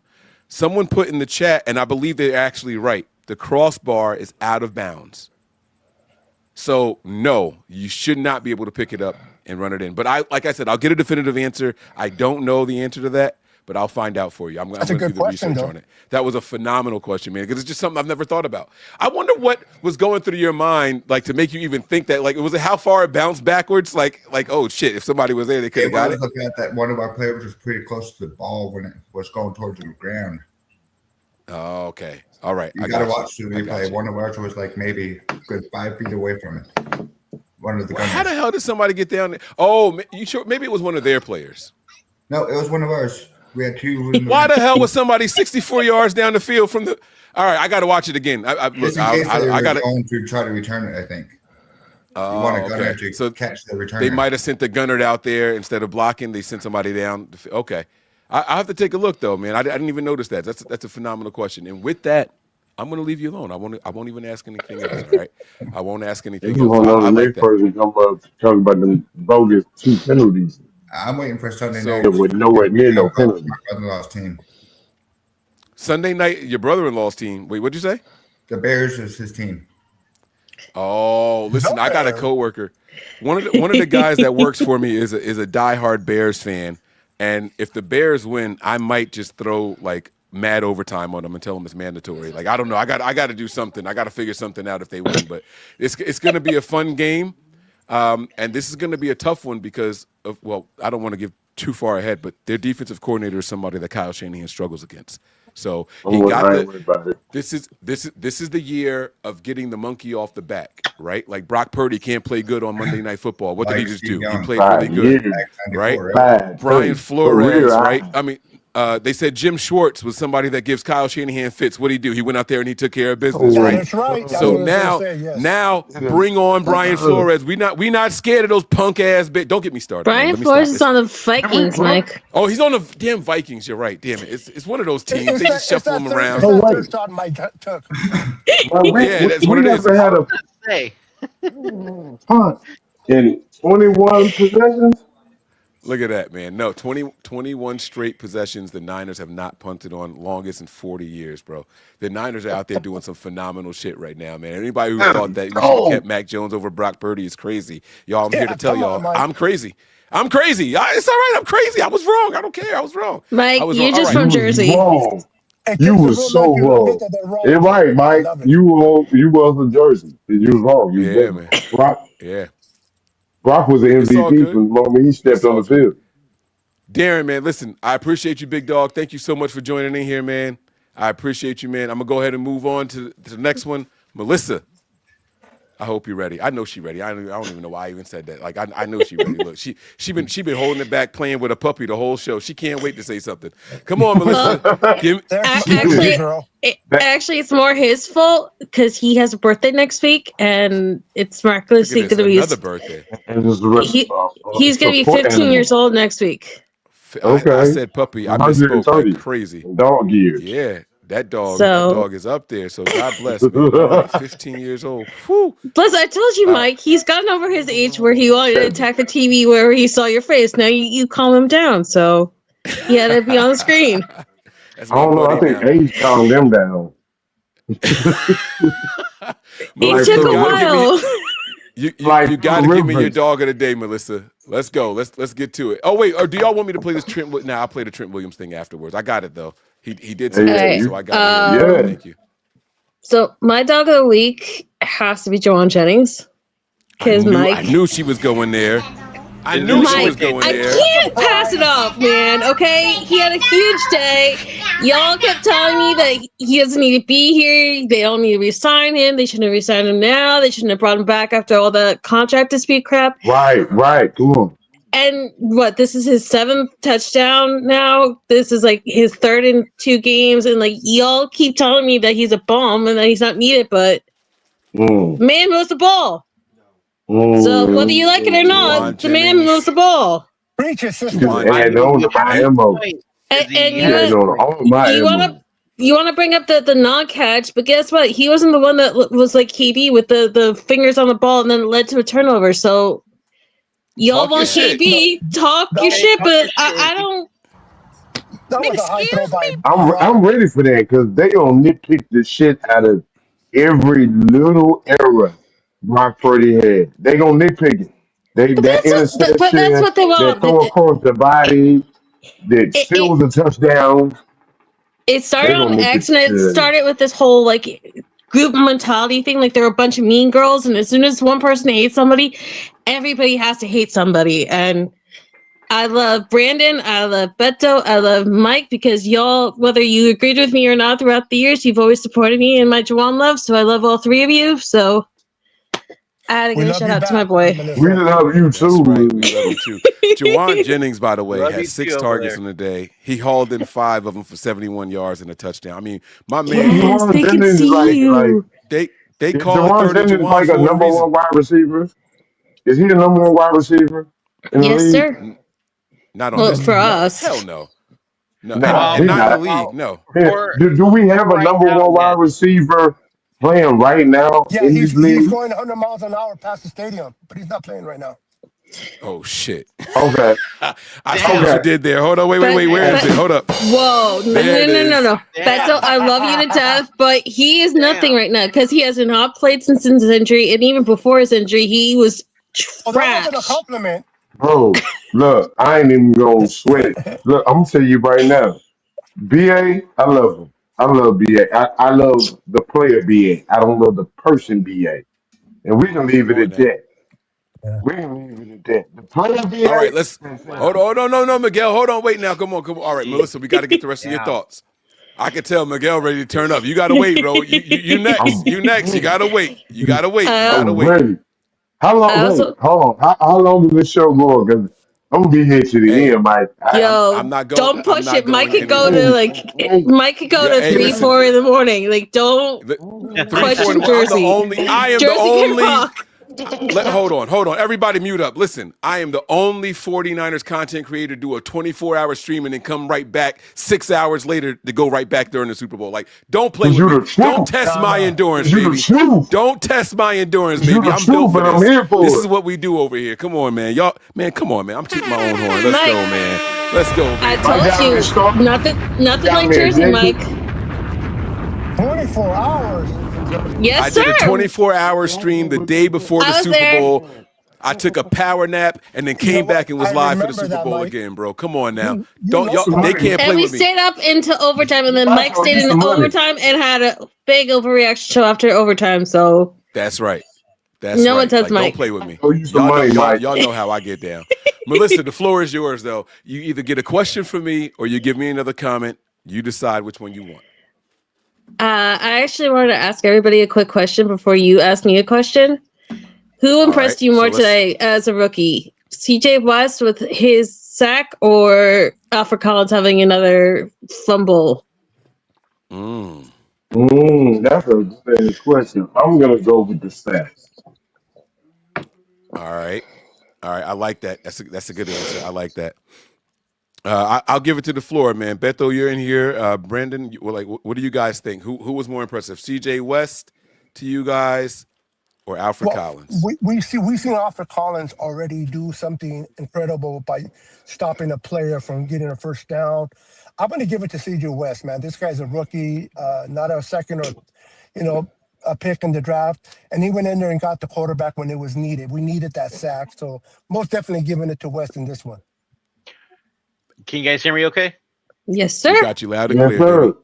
I'm going to say CJ West as well. That sack really sealed the deal for the defense, and I think really pumped up the defense as well. And I freaking loved it. Man, y'all tripping, man. Hold up. Nah, y'all tripping. Hold up. Time out. No way. No way. Bro, yes, CJ West had his first sack. Cool, right? Great. Here we go. Round of applause. You gotta give it to him. Round of applause. Cool. But Alfred Collins had a sack fumble. What are y'all talking about? Are you fucking kidding me? All right, what are y'all talking about? It was a sack fumble, bro. Mike. Didn't they stop playing with that boy? Didn't they come after the first sack? Didn't they come after the That was first a sack fumble, man. First sack. I'm not trying to hear that, bro. Like, the Niners had 2 sacks on the day, both of them by the rookies, West and Collins. They had 2 sacks on the day, both West and Collins, but one we got the ball back from. Mike got the ball back. That's put him out of scoring position. Bro, can you hear me? Is my microphone on? I can hear you. Yes. It's on. Y'all can hear me? We got the ball back and scored off of the sack fumble by Collins. What are y'all talking about? No, we didn't. I hear you, right? Yes, Collins had the sack fumble. Yes, we did. What are you talking? The strip sack. Didn't the Colts recover it? Yeah, they recover it. Oh, yes. They did. Damn, They the shots did. got me again. That's why, The Mike. shots got me That's again. why we're going with CJ West, bro. Oh, man, I fucked that one up, man. Oh, man. That's on me. Womp time. Here it is. That's on me. Damn, it was a strip sack, but they recovered it. You're right. They absolutely did. No, it was a good strip sack. It cost them a lot of yards, and they couldn't recover. So it helped. That's what I love about our defense. They step up in key moments. They have key plays. They're not the best defense, but they are the biggest dog and the biggest fight in the game. Every time they pull it out. When we need them, they pull it out. Yes. Yeah. That's true. All right, I got a little bit of leather sneaker in my mouth right now. I got my foot in my mouth here. You know what? But it's cool. I'm stubborn though. I'm gonna still say it was Collins. So I had. Mike, never change. Never change. Both of them were pivotal. Both of them were pivotal. They were both. Yeah, they were both good, and I'm happy for both of the rookies. So Melissa, here's my question to you though, Melissa. So this is what I got for you. It's been a long, grueling season. Mm-hmm. We've seen ups and downs on all 3 phases of the game. The special teams unit was in flux early on. They seem to have come alive now. The offense was kind of struggling. They seem to have come alive now. And the defense is up and down. But we finally are stopping the run. Who thought that, right? Like, we got a lot of reinforcements back. Which unit do you think has improved the most, not since last year, but in this season? Which unit do you think has improved the most and why? Easy question. That's a good ass question. Okay, the easy answer The easy answer is to say special teams, because Exactly. we used to always flinch when it came to special teams. Like, we used to watch these games. Remember at the Cardinals Stadium, like on your live stream, and we would actually celebrate if someone didn't drop a fair catch because it was like that bad. And that was a bad 2020, and it's only gotten worse over the years. But you know what? I'm gonna get a lot of flack for this, but I'm gonna say the defense actually impressed me the most because they're finally getting healthy. Too. I did. Yeah. So they're finally getting healthier. They're getting experience with these young players. And Mike, like, there was a flip tonight. Like, I know it wasn't like uberly impressive, but having Yetur Gross-Matos back, having Sam O out there, having Bryce Huff and Tatum Bethune together again, they were rushing and they were speeding up Phillip Rivers. Like, his timing was off on those catches and throws because he had Huff and Bethune all over his ass, and they're not hitting him. But you know what? It's better actually at this point, if you think about it, that they didn't hit him, because Phillip Rivers is such a polarizing, beloved character right now. Like, could you imagine what would have happened if the Niners like broke Phillip Rivers in half? Like, we would have been like absolutely like demolished for the rest of the game. Like, let's just be happy that they not only had a touchdown tonight, but they're fucking finally being a unit together. Like, they're finally having each other's backs, whether it's the DBs, the linebackers, the D line. And I wasn't really happy with the Eric Hendricks being there and like everybody else kind of being sat, but they didn't let nothing phase them. Like, as soon as the linebacker went down, it would have destroyed them early in the season. And now it's just like, okay, whatever. We still got to do our jobs. Like, I love that this defense has been through so much. They're not shaken anymore by anything. They're just out there. They're doing their jobs. And God bless them, because we finally have 3 phases of football. I like it. Yeah, I like that answer. I like that a lot. I'm giving you a round of applause, Melissa. That was a phenomenal answer. You were tempted. You were Eve. You were Eve in the garden. You were tempted to take the low-hanging fruit.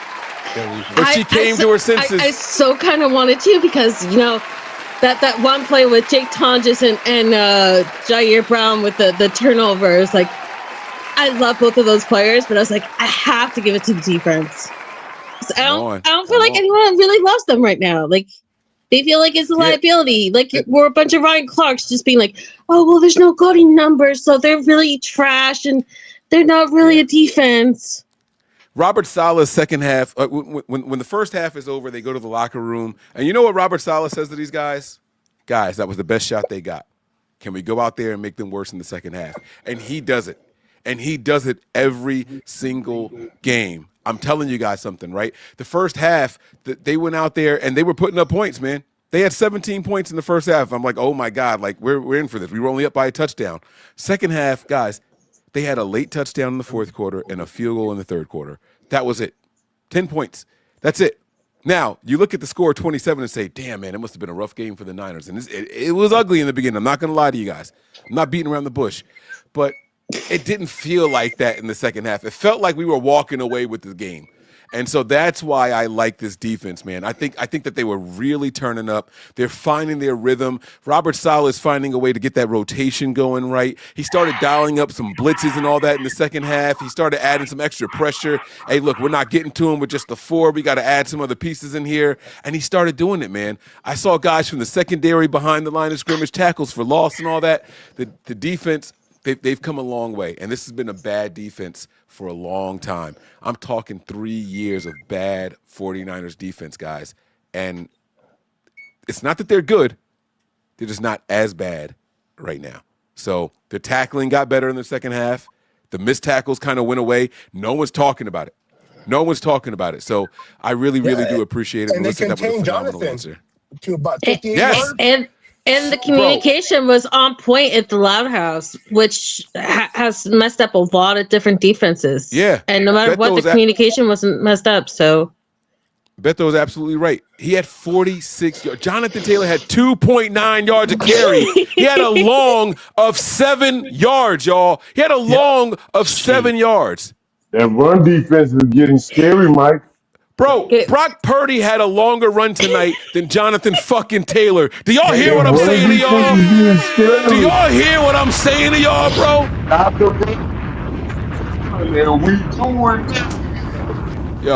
Yo, stop playing with my defense, yo. Stop disrespecting my defense, yo. That's it. It's a wrap. It's a wrap. It's a wrap. Mike, we get some pressure on quarterbacks. Now that it's Christmas time, I gotta ask you. Have you changed your position on Chris Forster versus Chris Carrick, and who's the better line coach? Hell no. Chris Forster is. Are you kidding me?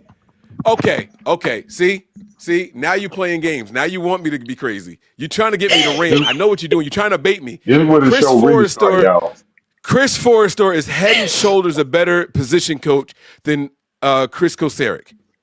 Y'all telling me that y'all not more impressed with this offensive line than y'all are this deep? Man, stop. I'm not. See, nope. You're not getting me. Yeah, I'm not taking the bait. I'm not taking the bait. You right, Mike. You right, Mike. Come on, y'all. If y'all don't like what this 49ers offensive line is doing, y'all are smoking something way stronger than my hookah. Did I say I'm not impressed with Chris Forster this season? No, I just wanted to get a reaction out of you, Mike. It's Christmas. This is my present to myself. You were baiting me. How many sacks did we take tonight?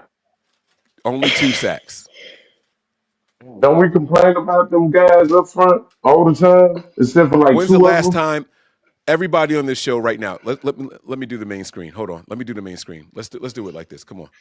Let's do the main screen. Everybody on here. We're gonna go in order. I'm gonna be up here first. Melissa, you start. Now I got a question for y'all, and I want y'all to really think about this.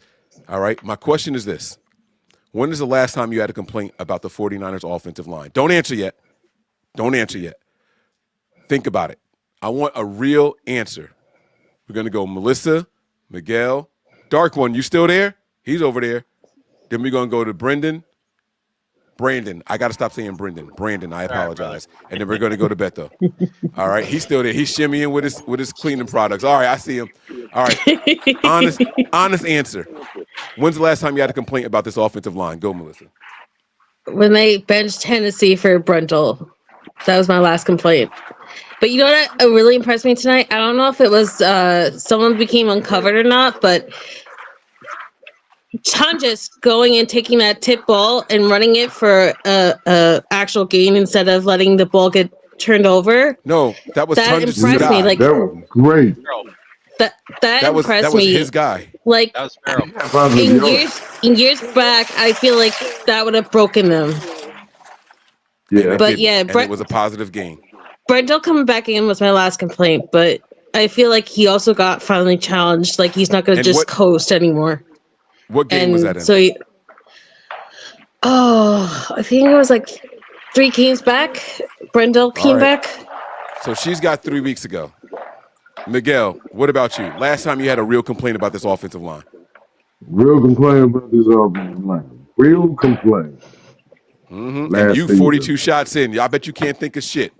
I bet you can't think of a motherfucking thing right now. Last season. Come on now. He said last season.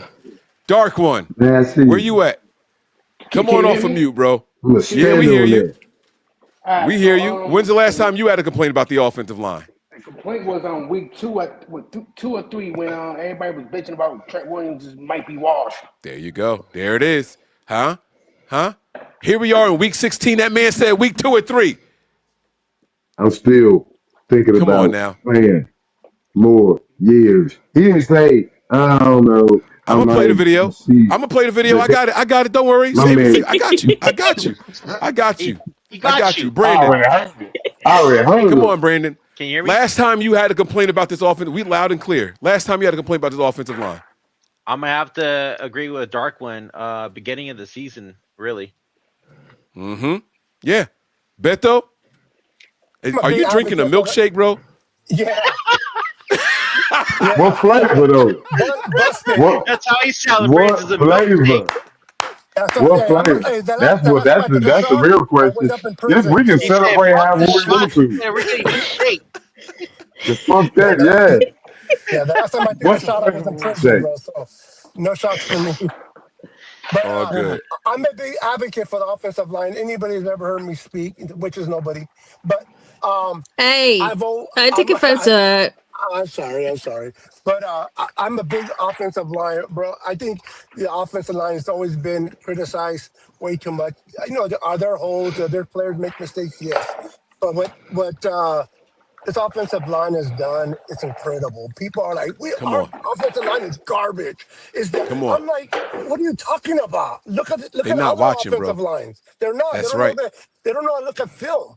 They That's want, right. they give up pressures. Okay, they give a sack here, and all of a sudden we suck. But if you look at the totality of the offensive line, how they Come on, protect, Beto. that's what you want. They're playing coherent, they're playing together. So this Let's go. whole idea of the offensive line sucks, bro. Those guys don't know what they're watching, or at least they're in denial. This offensive line is is it the best? No, but it's good enough. And then the way Kyle schemes that offensive line doesn't hurt Come on. either. Come on, bro. Come on, bro. Hey, I He said have this to is the say best. too. No. This is the top 10 offensive line. And if people disagree, they don't know what the fuck they talking about. Go ahead, Brandon. I'm sorry. No, it's That's okay. right. So no, I have to say too, the two things that we've been hurting on for a long time, as the season went on, this season we've turned it around completely. Special teams in the offensive line. That's right. That's right. The more they play together, the better they get, guys. This is the safest investment I've ever seen in my entire life. Just keep throwing money into there. It's working. It's working, y'all. This shit is rising. There's nothing you can do about it. It's like gold in the stock market right now. It's just climbing, and we don't even understand why. We don't even understand why. It's just happening, right? Like this offensive line, man, it's just working better and better. The special teams unit, they're getting better and better. All right, let me stop. Let me get back to the regular schedule program. All right. We like passionate, Mike. My bad. She gonna ask me if I think Chris Kocurek is better. Man, I almost booted you from the stream. Chris Kocurek, bum ass. If you don't stop playing, Mike Reds. You know that. Oh my God. Oh my If God. you was a better coach, where would you be having sacks right now? Bro, exactly. Mike, you know me well enough that I just wanted a little itty bitty rant. Okay, there's but not been you got me enough sweating of them over here. today. You got me sweating But over you here. knew I wasn't being like serious or being nasty though. And the 49ers don't even invest in the offensive line like that. They don't even put half of the fucking resources that they put into the defensive line. And you're going to ask me if Kocurek is man.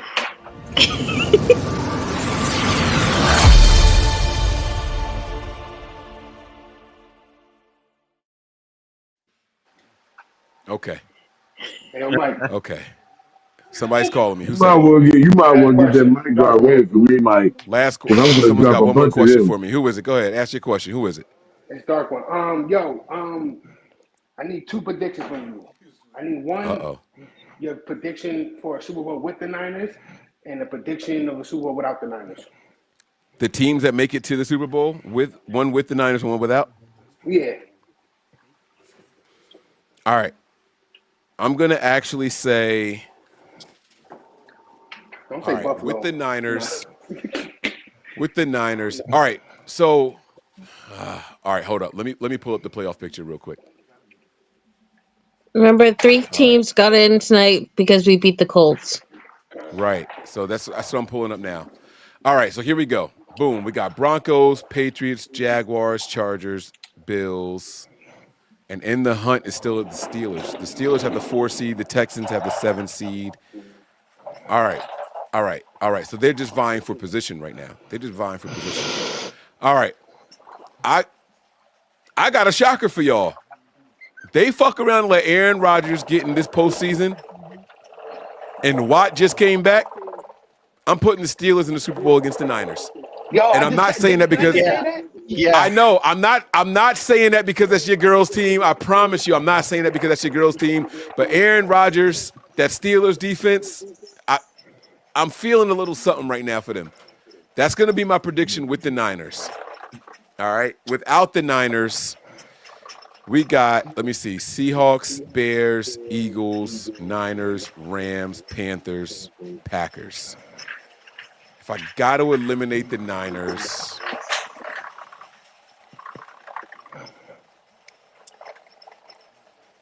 It's gonna pain me to say it because it's in our house, but I gotta go with the Rams. I'm gonna do Rams, and I'm not gonna say the Steelers. I'm gonna say Bills. I'm gonna say Rams Bills. A like white that. and I blue like party. that.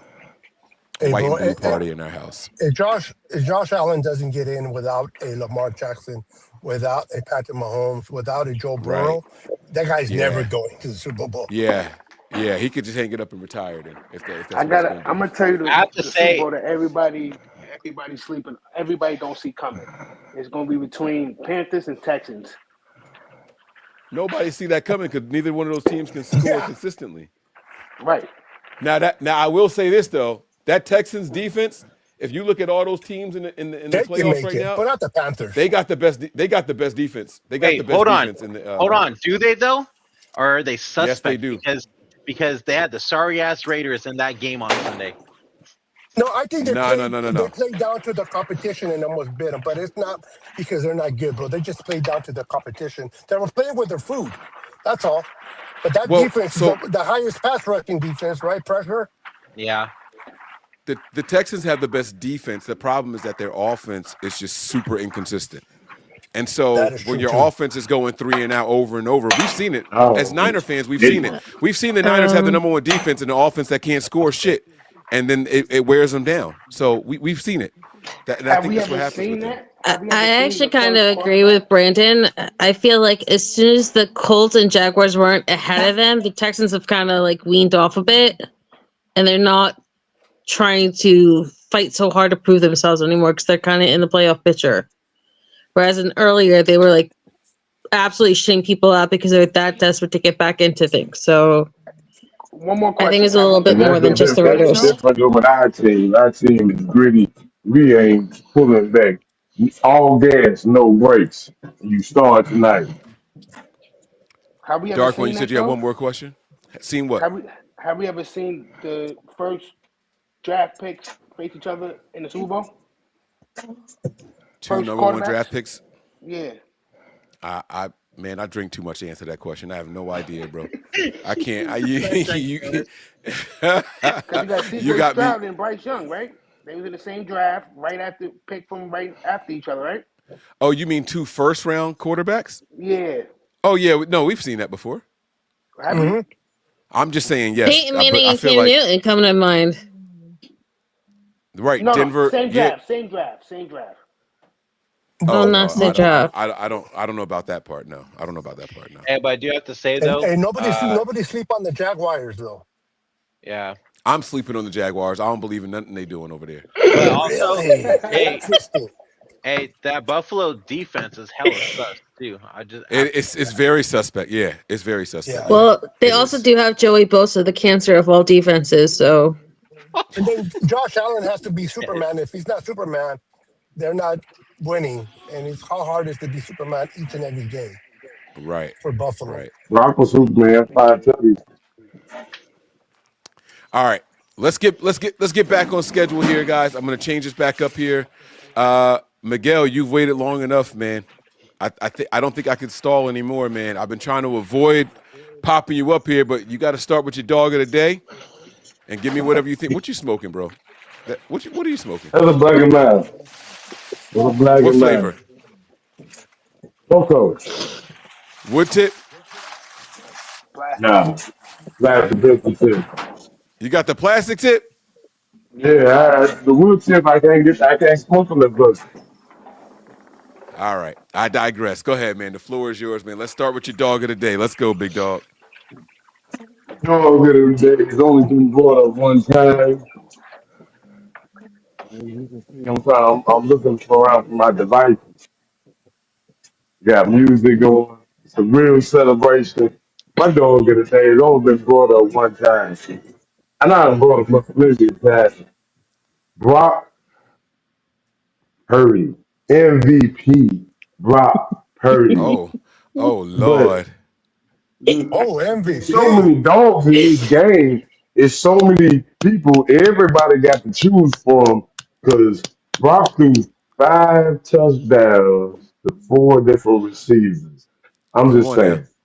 And Brock, now. I don't know what his depth of target is, but it was definitely probably 9, 10. He was saying that Brock was throwing that thing against the dick, bro. My dog. That's my dog. All haters, all negativity, everybody gonna have a bad day. Brock Yeah. Purdy is a franchise elevating non-system quarterback because I can go on forever. Look, it's the Tell him, truth. Miguel. Brock Purdy is a dog in the day. I'm not. Hey, listen. I'm not mad. I'm surprised he only had one vote prior to this, man.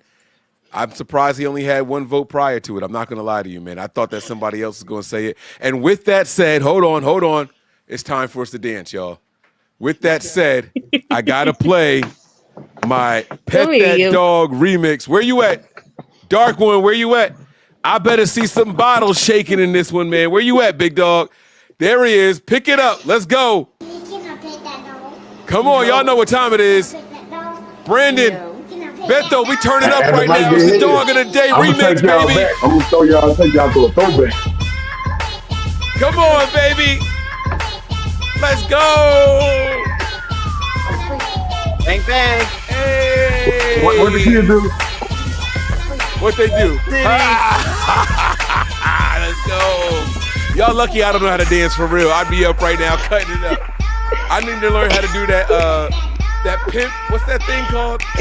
Pimp named Slickback, the Slickback walk. If I knew how to do that, oh boy, what? Only dance I can't do is the heel toe. It's the only dance I can't do. Well, we do the percolator. Do the percolator. Let's go. Let me see them legs. Let me see them knees. Come on. Let's go. Yeah. Let's go. Great kicking over there. We ain't even done yet. Hold up. This is the intermission, y'all. The music's still going, but ain't no words. Or is it? I'm gonna hit it with a microphone tap. Everybody wanna see me on that.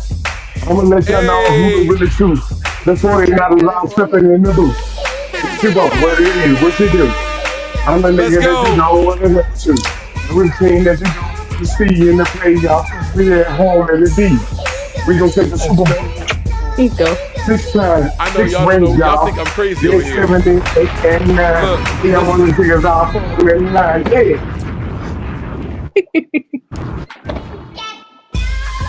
Hey! Yeah, with the straight ball. Look at him with the cleanest. Let's go! He's officially got the cleanest device in the world, y'all. Let's go. Y'all don't want me around. Y'all gonna get too high. Yeah, you get. I'm probably the oldest person on this land right now. 50 years old. Okay. All right. It's over. It's over. Yes, I needed that. That window's gonna be spotless with that cleaning. Woo! He sprayed the shit out of that phone, didn't he? God dang. All right. Pretty Dougie. All right. It's back to you, Miguel. You had our last dog of the day over there, bro. You back on screen, man. Good. You got any questions? You got any comments, man? What's up? Yo, I got questions. I ain't got no questions. I ain't got no questions. That's the real stuff. I ain't got no questions. I got comments. I don't question the defense. It's oh yes. Yes, But sir. all season long, we've watched them step up and keep moving. In the early part of the season, let's not forget how they really assisted the offense with those pivotal takeaways, those crucial moment sacks. And they continue to do the same thing. Let's not forget that this offense, I don't know what the ratio is, but when they have 80-yard plus drives, they're really damn good. That's a scary thing because they don't necessarily need short fields. Let's go with the simple fact that Brock Purdy, Mr. Irrelevant, last pick in the draft several years ago, came in and shocked the world. And we've heard people degrade him, demoralize him. We even heard him booed after coming back in his second game for being injured in his own home. This man that came in, let's not forget when he came in. Let's really put our reminders going. He came in at a pivotal point in the season, and he led us to the playoffs, and he led us all the way to the exit. This guy that was the third string quarterback. Let's not forget where he came from to where he is. Let's not forget that they said, "Oh, he can't do it without a Debo Samuels. He can't do it without a Brandon Ayuk. He can't do it without," and he's doing it without that. Let's not forget that in the first game of the season, we lost. We lost number 85 in the first quarter. Still pulled the game out. Was it pretty? No. Let's not forget the Patrick Mahomes looked like trash this year. Let's not forget Mark Jackson, the trained crown MVP, didn't look all that good this year. I ain't even harping on them. This man, Brock Purdy, is the truth. The real deal. The face of the franchise. Our quarterback. Come on now. I can get on my high horse and go all day long. This team is the grittiest team. I've been watching, I'm 50 years old. I've been watching football since I was 8, 9 years old. I picked the 49ers when I was 9. I've been rocking with them ever since. You're young, 41 Miguel. years. 41 years. Okay? 41 years, I ain't never. First off, let me get on my high horse about this. 41 years, I ain't never heard any man, one of my Wait, Beto, quarterbacks being booed. Yeah, bro. hold on, Not wait. Yeah. Well, get him, Beto. Like, go ahead. I hear you. Oh yeah, I know. Yeah, I know. I agree with him. Being myself, almost 60 years old. Let me tell you, man, this defense is. We've seen great offenses, we've seen great defenses, but when was the last time we seen a greedy, an offense and a defense the way this defense? I mean, to me, I don't know about you guys, but to me, the best pickup in the offseason is Robert Saleh and what he's been able to do with this defense, yes, man. sir. Tell him I would go with Brent Boyer how many teams. myself. How many teams But could without lose Saleh, Brent two Boyer of their doesn't come over. stars? Two. We seen what happened to Dallas when they lost one. We seen what we already talking about what's going to happen to Green Bay because they lost one. We lost two on this This, defense. And even our all-star projected first-round pick, we lost him too. How many more people we lost? How many other teams could do what we've done with what we've gone through? I look around the league, I don't see it. Nowhere. I don't care how much they talk about how I'm hurt. We've been effort in pivotal moments and seeing this team do nothing but next player up mentality. This is the greatest team I've ever seen in all of my years of being a 49er fan. There's been some great teams. This is the grittiest team I've ever seen in my life. greatest 41 team, years of yes. watching this Best team, team. I still have to say 1984. Yeah, I was gonna say like Saying I don't grittiest. I'm saying the gritty. grittiest. Okay, Not, Yeah, not, greedy. I'm not the with you. most Greedy, phenomenal yes. because we had great defenses, we had great offenses, but we had this amazing offense with this dude. Let's not forget who we got now. We got Brock Purdy.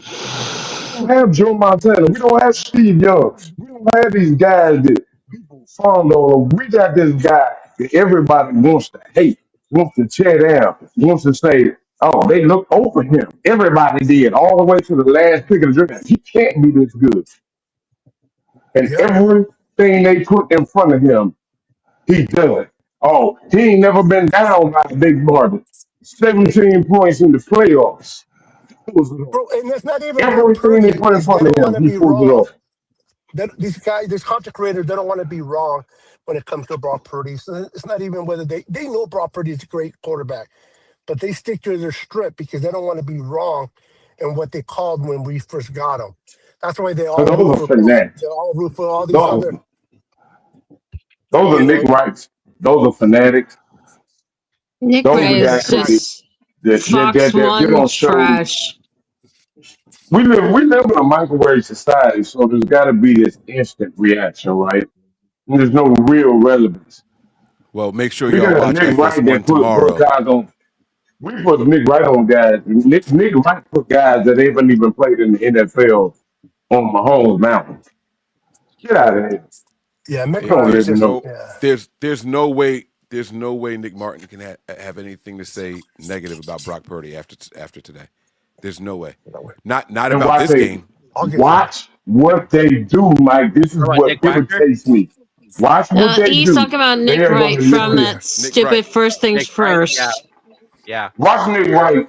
That Watch fool Nick still won't Wright get nitpick 48 that hours. one interception that he's had in one game in the last 3 games where he stole multiple picks. Watch him nitpick that one interception. Watch him nitpick the throw across the body to George Kittle for a touchdown. It was a dangerous throw, true enough. Watch him I nitpick said that. Nick Watch Martin. him turn that into that was a bad decision. That was a almost pickable play. They will tear his ass apart if he tries to harp on that one that came off of Bourne's fingertips. They will tear him up on that show. Oh yeah, for sure. They will tear him up on that show. Everybody on the car, when you watch it, watch what I say. Watch how they crucify him No for way. any It's not little thing happening. they can find. There will be no negative Brock Purdy talk publicly tomorrow. I promise you. I promise not you, one. Mike, it absolutely will. It's impossible. It's But impossible. it's what they do, and it's absolutely fun. Like, we have to just remind ourselves that we as the fans are way more unbiased than anyone in national media right now when it comes to our team or the great many teams around the league. Right.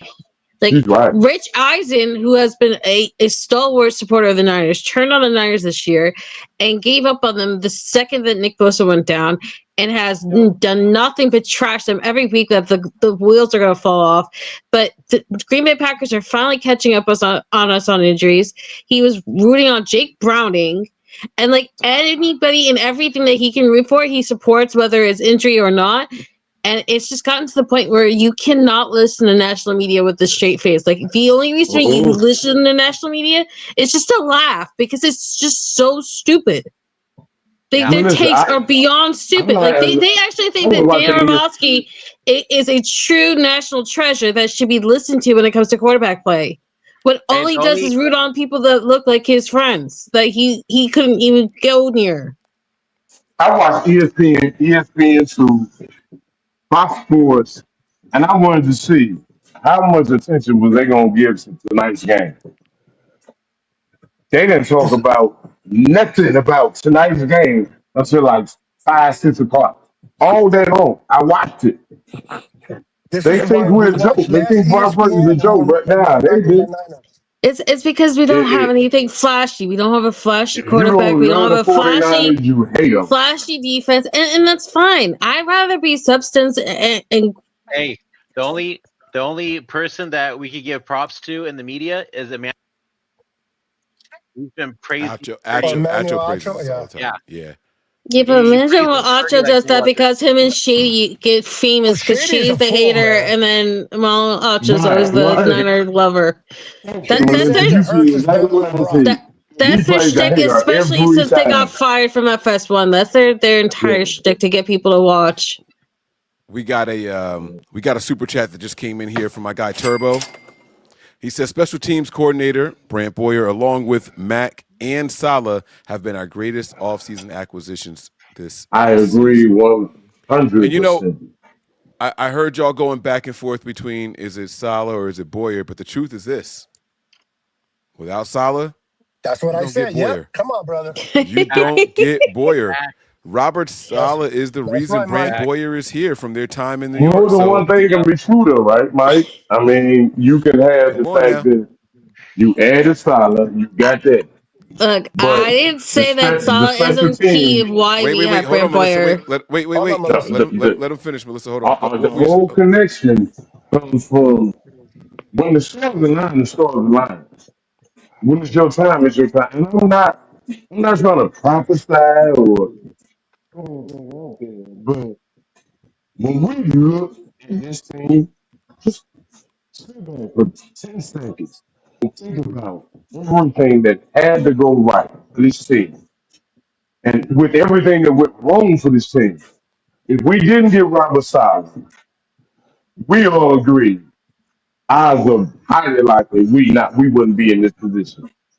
Along that came with Robert Sala was our special teams coordinator, right? So Yeah. without that don't happen. Without us getting Mac Jones, a starting caliber quarterback, as our backup quarterback to our MVP possible candidate a couple years ago quarterback, everything. Look at it. Just pay attention. We lose all these guys. Everything. If we didn't have Solid with these losses on defense, would our defense look this good? Hell no.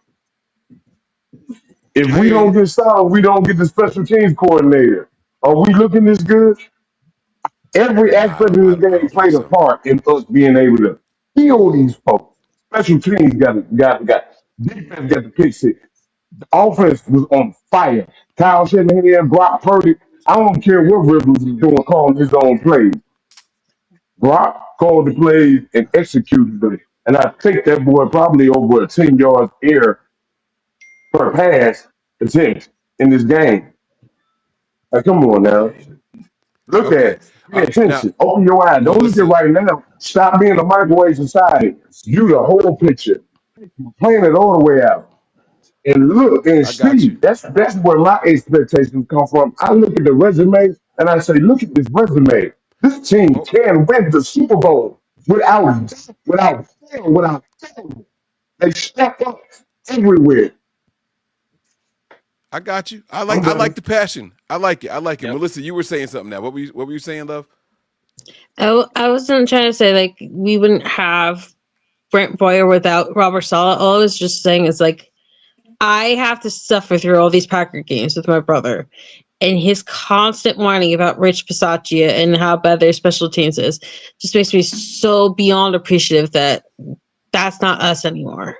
Like that is like one of the craziest things to me. And I'm so beyond grateful that, Mike, we don't have to flinch on one side of the ball anymore. Right. Because it's that bad. Yeah. On a happier note, I want to ask you guys a question.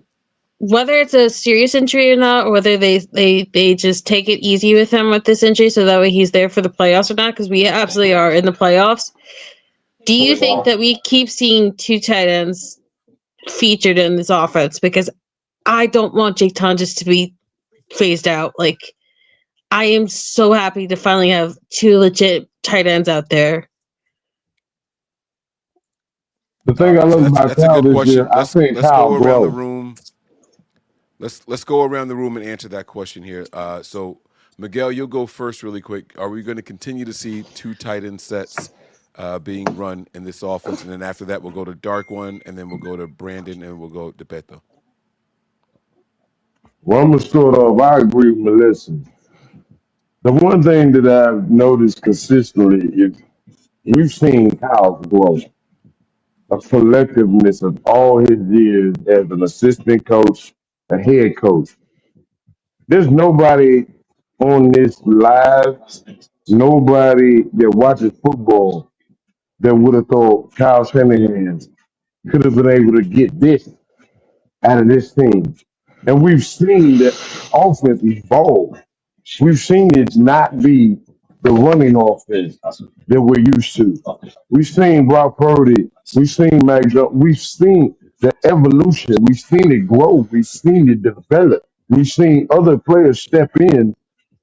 And for the most part, I don't know if anybody can disagree. We haven't really seen much drop off. George Kittle went out when we got tons to Melissa's points. We didn't. This whole season has been a season where, even though we might have been concerned in the moment, the production put us to rest. The development of this team. What are we 11-4? This But you're team not this answering. year. Wait. But you got. She's asking if we're going to continue to see two tight end sets. You think so? Well, he is answering part of it, Mike, because I asked. part of my worry is that they might phase him out, and so he is answering that part. He's just not answering the I'm whole getting it thing. because what I'm saying is, look, I don't know about you. I don't live in a microwave society. I don't think about just the freezing game, but I look at everything. I've watched Brock Purdy's development from when he came in the game and everybody was talking about he's thinking dumb, and he develops into a passer that is one of the highest passer ratings for depth of target. He went from dinking dumb to a guy that leads in depth of target in the league. I watched this game and watched him throw passes that were 15, 20 yards with accuracy, anticipation. I don't watch football in a vacuum. I take it collectively, as we all do in true reality. The reason I stick with Mike is because of the collectiveness. From the time I started watching you to now, and you've been so consistent, Mike, what you bring us, your reality, your truth, your honesty. I love that. And that's why I'm on this live right now. Because Mike has been true to Mike. Right, wrong, indifferent, or Wrong a whatever. lot. But his longevity, if Mike never becomes the biggest, I'm gonna be there. Because what I I've appreciate seen it, from big Mike dog. has been the truth. And that's I what I'm appreciate rocking it. with. I've seen Okay. shows. I ain't gonna get to that. But at the end of the day, I want somebody to take a review of this team since Brock Purdy is taking control and tell me they can honestly disagree that this is not the greatest overall team, not the most talented, I get you. I the get. I greatest understand what you're overall saying. team that you've ever seen. As a collective, I got you. Dark one, where you at? Take yourself off of mute, big dog. 2 tight end sets. Are they here to stay? He's still dancing. Can I pet that dog? Pet that Now, dog? Pet that it dog? should be here to stay because the reason why it's like, let's say our offensive line is not playing well. We need another extra somebody to help block for a play action or whatever. You can put Tungus in, or you could put Kittle in to help with the line, and then use Tungus as the pass catcher. Right. Yeah. So if I was them, I say do more of it. That way, where we can get more out of the offense. You know what I'm saying? Yeah. Yeah. Absolutely. I like that. Brandon, what do you think about it, man? Yeah, I think so. I think it's here to stay. I mean, it's working, so why change something that's working? And Yeah. then if Kittle is going to be out next week and possibly the final week of the season, why not just use that 2 tight end set with Tonjes and Farrell? They're 2 pretty good players. You see, Tonjes has been going off himself when he's in there, so why not Mm-hmm. for it? Yeah. Beto, what are you thinking, man? Yeah, I love it. I like that 12 personnel. Getting off that 22 personnel when we have one running back. I'd rather sometimes play with 12 personnel, 2 tight ends, but I think Kyle's going to call that based on the defense that we're playing. Whatever That part. base There it defense that we're is. playing, I think Kyle's going to make that adjustment, whether he goes with a 12 or 22. And the defense will dictate, in my opinion. But I love that we have 2 tight ends, and I love that we have Tungus with Kittle. And whatever it takes to win, that's the number one thing. But the 2 tight end has been working, and I would like it to continue with that 12 Mm-hmm. personnel. Yeah. Yeah, and I agree with what you just said there, right?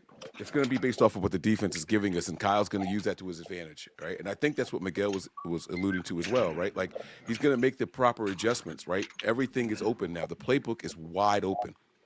All right. We've seen Kyle go out there with 2 backs, one being Christian McCaffrey, one being Kyle Juszczyk. And then before the snap, he has Kyle Juszczyk line up in the tight end slot as an extension of the offensive line, right? Like he's doing these things, and he's going from more of a when he first got here, he was hyper focused on positionless football, right? My running back can be a wide receiver also, right? But all of a sudden now, if you just go out there and get the guys in the right positions, Kyle, you don't have to sit there and use that one guy in 3 different roles and all that. And we're starting to see that evolution of the Kyle Shanahan offense. And that, again, that's what Miguel was kind of alluding to. We're seeing the evolution of how it's all playing out. And now he can trust these guys to actually be a tight end, right? We're not so much struggling and searching that way. So I do like that. Now, Mike, can I say something real quick? Because I have the – yeah, go ahead. Have we not noticed that the evolution of the offense? We haven't been using Christian McCaffrey as much in these last couple. His usage is going down. Well, but his relevance is still high. I don't know about that last game. Not this one that just passed, not this Colts game, but the one right before. I saw McCaffrey's usage go down, but I think that was more because of that back injury that kind of popped up out of nowhere. I think that was the only reason. McCaffrey's still getting just as many touches in every game this season, but he's doing it from a wide receiver position and less maybe less carries by like 5 a game or so, but he's getting more receptions in the game. Like, so that's why I think that his usage is going up. And if anybody disagrees, please, or even if you agree, feel free to chime in. But I haven't seen that. I see McCaffrey's usage. I think McCaffrey is the focal point of this offense still. Yeah, and he's still leading the league in touches. Right. And I think the Niners. And I think tonight too kind of proved that he got used more in the run game than he did in the passing game. So because shit was working in the run game. So what is it he got to get now? He already got one. How many yards do you need for the other one? He closed. So he accomplished the rushing first, right? Yep. I struggled with my weight my entire life. I tried exercising, eating plant-based foods, but then the addiction side. So on the year, he's got 1,039 rushing yards.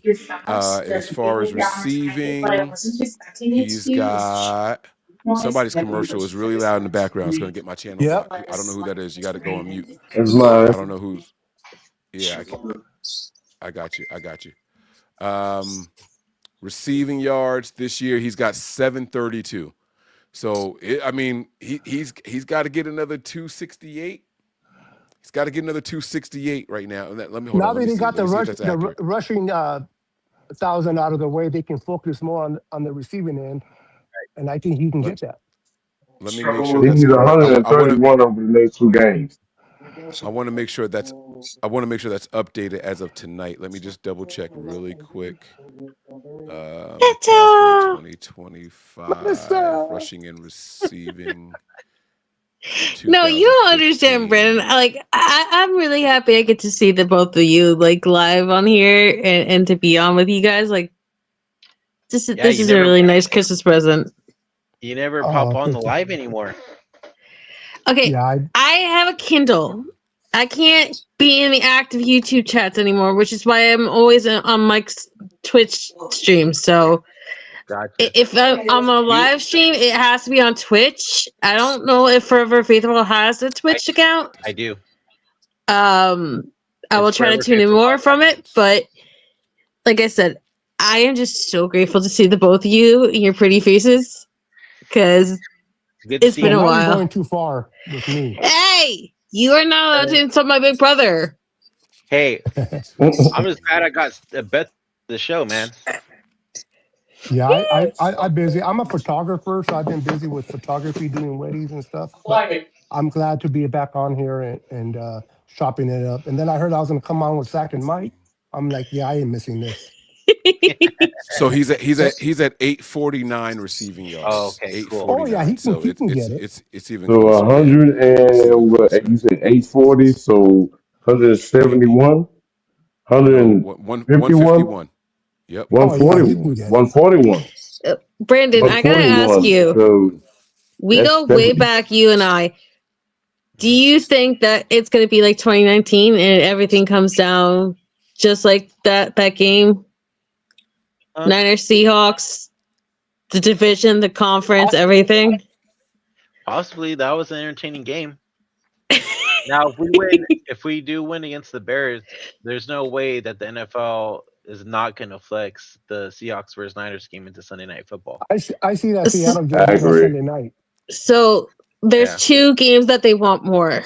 From what I'm listening to, they want either the Bucks and the Panthers to decide the South, or if the Ravens can somehow keep winning, whether it's against the Packers this week or just somehow keep it up in it. They also want the AFC North. So it really is like they either want like a division decider, or they want somebody goes in and somebody goes home. This will be for division and number one seed. This is literally the division and the number one seed in the NFC. Like that would be insane to not flex that one. That's got to be the one. Yeah, and the fact that there's three. I'm not disagreeing with y'all, but I'm just saying Greeny and his little cohorts are all trying to make sure that the Niners get no more press than need be. I think the NFC West has made an argument that this division we got three already clinched. Yes, that's sir. the biggest draw of every division. They were in. Oh, I think us going for the number one seed and the story we have. I think that will be a bigger draw than any other game. I want to play this Trent Williams clip. I've been dying to play this thing here. Let me just go ahead and say we don't own the rights to the video that's about to be played or anything like that. Blah blah blah blah blah. All right, so I'm going to play this thing, but I gotta pop a comment up here so that way they don't say we're stealing this shit. So let me just pick a random comment. You got all these witnesses, Mike, that said you didn't piracy this, you didn't steal it, you just replaying it. 4 more years? Oh, 1 more year. They're saying 1 more year. They're saying 1 more year. 1 more year, yeah. What do you? I mean, faithful what do you showed got out. to say about that? I'm nowhere near done. So yeah, we got a few. Hey, he said he's nowhere near done. He said, let's fucking go. The show goes on. Yes. Wall Street. Look at the faithful out that bitch, man. Let's go. Shout out to John Chapman. Chill. The post game, Mike, was beautiful. You should have watched the post game. That was beautiful, Mike. What do you got to say about that? I'm nowhere near done. So yeah, we got a few. Bro, oh my God, I just got chills. Are you kidding me? When was this? That was tonight. That was tonight. Shout out to the Niners Rush road trip crew and John Chapman and everybody else that showed up for that game. Yo, you guys made my father speechless. He was shocked there was that many people at this game. Like it's crazy. But I'm not shocked by that because I think our team travels better. Our fans travel better than any other team. I've never seen any other team. Tell me if you've ever seen it. Have you ever seen any other team fans take over stadiums like the 49er fans? We're the number one right now in the NFL and fans. I'm biased. We travel the best. I'm biased. I can't say anyone's better than the Niners, but that's just me. We got a super chat here from Nigel. We got another super chat. Let me see if this is his first or second one. I got to scroll through because I play different sound effects. All right, I see one there from Nigel. 2 here from Nigel. All right, so he gets a different sound effect here. We're going to play the party horn. Here we go. This is a good question. This is a really good question. What wide receivers do you see returning with Ricky next season? So Jawan Jennings is not under contract. Trent Taylor is not under contract. I know you're like, why are you talking about Trent Taylor? Demarcus Robinson, Sky Moore. I think these guys are on 1-year deals. Kendrick Bourne is also on a 1-year deal. Is Trent that Taylor's right? on the team? Yeah, he's on IR. He's on. Debo's gone. Who said he was on the? Who the hell is talking about Debo? Who the hell is talking about Debo? He gone. Boom, just like that. Nah, I'm playing. I'm bringing you back. I'm gonna bring you back. But Debo been gone. He said next year. We're not talking about Debo, bro. He's gone, bro. Can we please not talk about Debo and Josh Johnson right now? Debo gone. B.A. is gone. Who is coming back next year? Hey, I think Jawan Jennings is coming back. I see Definitely. Kendrick Bourne coming back. Definitely. He has Brandon, emerged please don't put as that a out in true the legitimate stratosphere. 1-2, I love and KB. he's I maintained hate his starting KB. Juwan status. Why? I cannot And Rizzo. stand him. Dude, I was sad when we got All rid of right. Wait. All right. We got too much talking over each other. Hold on. All right, here we go. I got it. Melissa, who you got coming back next year? I have Sky Moore coming back. I have Who? Juwan Jennings coming back. Oh, Sky Moore. Okay.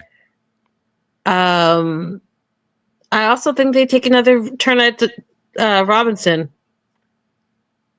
Okay. All right. I like that. Brandon, who you got? Come on, drop Brandon. There you go. Okay, ready?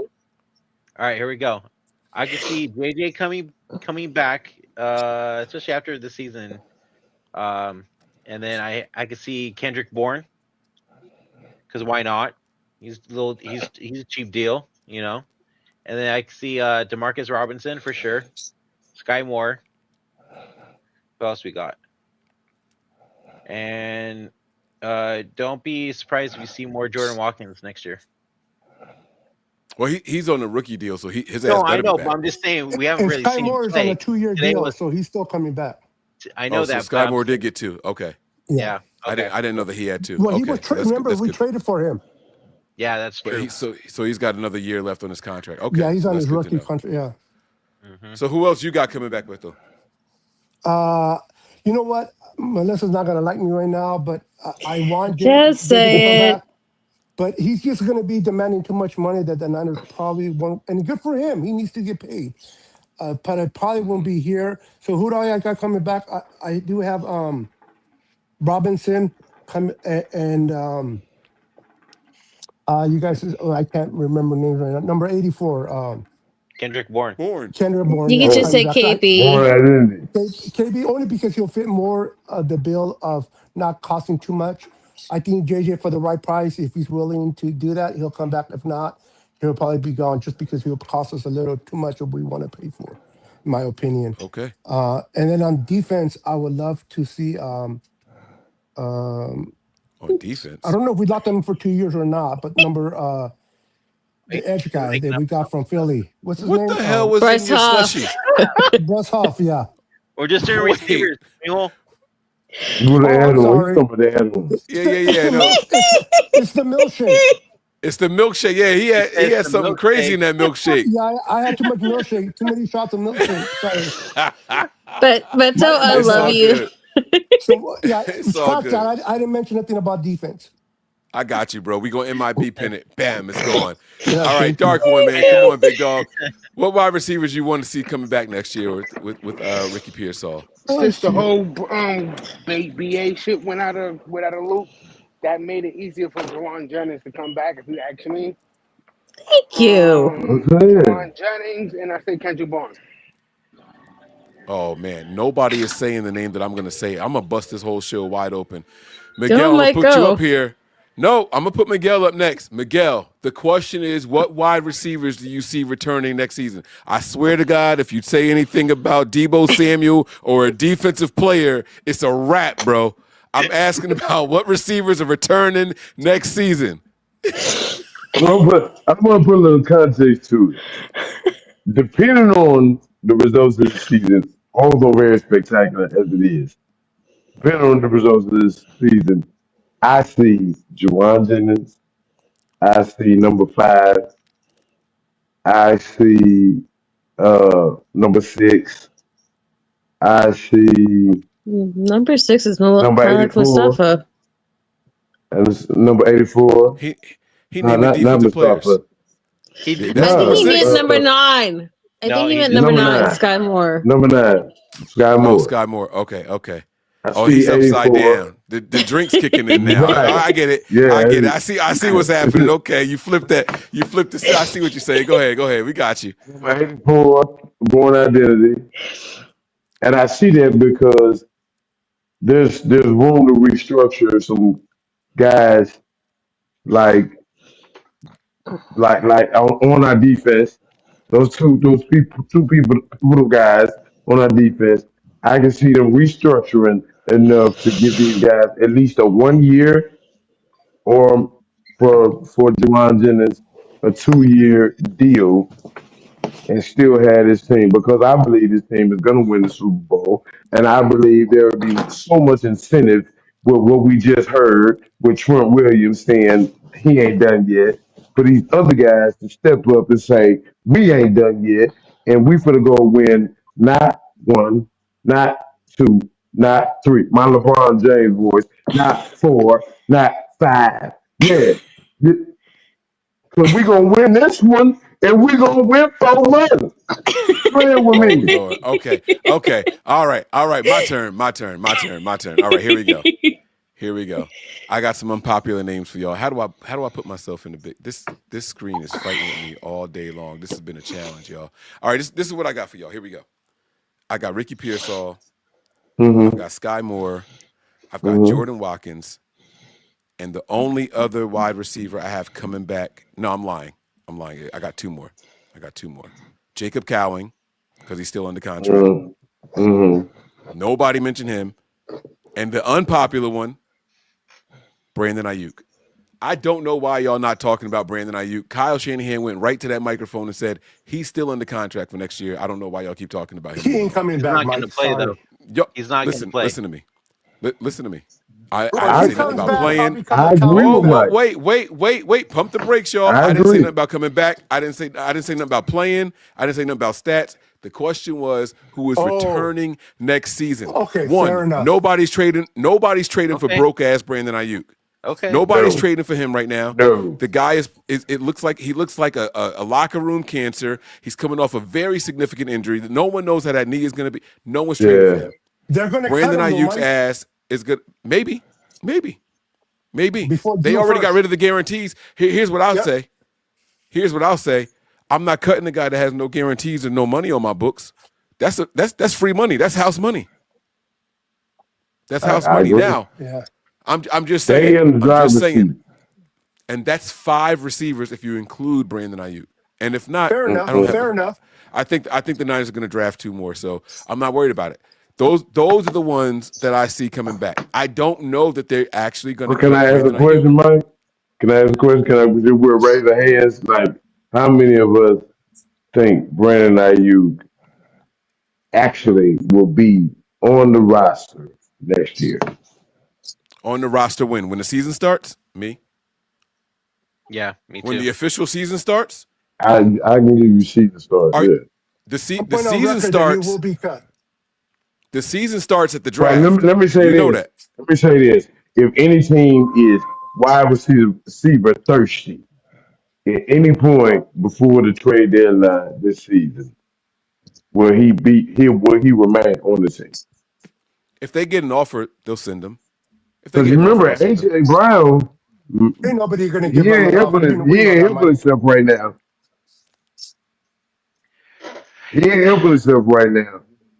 So a team the Steelers might be willing to come after a productive Brandon Ayuk next season. Here's my issue. I don't think people are paying attention to exactly what the question was. It was what receivers are returning next season, right? And so let me explain myself. I don't know that Brandon Ayuk will take a snap in a 49ers uniform next year. But he is when returning. The season starts, when the draft gets here, he will be on this roster. Even if he's a post-June 1st cut, he's going to start this season on the 49ers roster. The 49ers. Yeah, period. Okay. From that standpoint, you're right, Mike. He's going to be here. Right. Yeah, he's absolutely going to be here. Because so before I just want to. he has to be on the roster. He has to He was a return. Right. And be here. Right. And that's what my point was. Now we do have another super chat here. This is from Delvin, and I believe Delvin made a super chat earlier. I'm scrolling through. We got him coming in. Right tonight. on, Delvin. Let me double check. Let me see. Oh, you know what? Delvin had a super chat in the halftime show. Melissa, this is for you. I ain't got nothing to do with this one here, so let me just go ahead and play the ching ching. It's the first one in this show. We all love Melissa. Yes, we do. Aww. Since day one. That's it. I like it. We all love Melissa. Melissa be holding it down and representing y'all. That's my Jersey girl right there. Y'all don't know, but that's my girl right there, man. Melissa be holding us down. Mike, and I would gladly do another 24-hour live with you again. Listen, if I do another 24-hour channel live, I have learned that I have to break it up into 2 shows. I have to do 2 12-hour shows. YouTube actually has a so it rule doesn't get against blocked. it. So yeah, so I have to do 2 might be able to 12-hour do, but that channels. straight 24 Mike, I ain't fucking. I ain't gonna tell you And no lie. I ain't doing it. if I do it, it will not be the day before the the Super Bowl. I don't know what I was thinking. That was the craziest, dumbest thing I've ever done. I was gonna say, dude, Right. Ooh, Mike. You had to be exhausted to be able to both. Mike, you've had some crazy ass ideas, and you and I fought over your crazy ass ideas. That was not one of them. The fact that you even thought that we were going to let you do 24 hours by yourself, now that is a crazy ass idea. Because there's no way we were going to be there with you. Mike's committed. I was ready to rock. I remember that I was ready to rock. I stayed as long as I could. But I got too he drunk actually thought and we were too going to leave him high. alone to play like tic-tac-toe by himself on his stream. Like, he really thought nobody was going to be there with him. Because who's up at 5 a.m. to be on a show? But let me tell you, there was a consistent amount of viewers and participants, man. It was something special, man. I really Mike, wish YouTube didn't do you block that forget channel, us when you couldn't sleep and me, you, Terradome, and a couple other people would stay up and do like late night shows? Yeah. To help with your insomnia? I Like, remember them. people stay up. I remember them man. shows. I usually clocked out about 3 o'clock. I'm sorry, I had to go. But listen, guys. All good things must come to an end. It is after 2 a.m. I got to take my daughters to school in less than 6 hours. So we got to wrap this 1 one up, a.m. man. here. Guys, I want to give you all a round of applause again, man. Y'all were absolutely fantastic. Shout out to the panel. All right. Melissa, Miguel, and Dark One. I'm going to drop you guys out. I want to end the show with the way that we started. So I'm going to let y'all get y'all final thoughts out. Then I want Brandon and Beto to promote their channels the right way, and then we're going to wrap this thing up. So I'm going to do solo screens here, guys. You guys got 1 minute each. All right, I'm going to pop you guys up here just from top to bottom. All right, you got 60 seconds, man. Give us your final thoughts for today's episode, man. This was a really, really fun one. You guys were absolutely fantastic. I hope everybody out there watched and enjoyed. All right, hold on. Let me do a little shameless plug here. Hold on. Let me pop my Patreon channel up there. Y'all make sure y'all go to the Patreon show. Shout out to everybody in the chat, everyone that rocked with us from start to finish. All right, and shout out to everybody who was already a Patreon member and the Super Chat contributors, man. Y'all were the bomb, baby. Y'all were the bomb. All right, so here we go. Miguel. I'm here. You on the clock, man. 60 seconds. Let's go. Make sure I put these red lights on so everybody can see. 49er dedication. I ain't even gonna be long.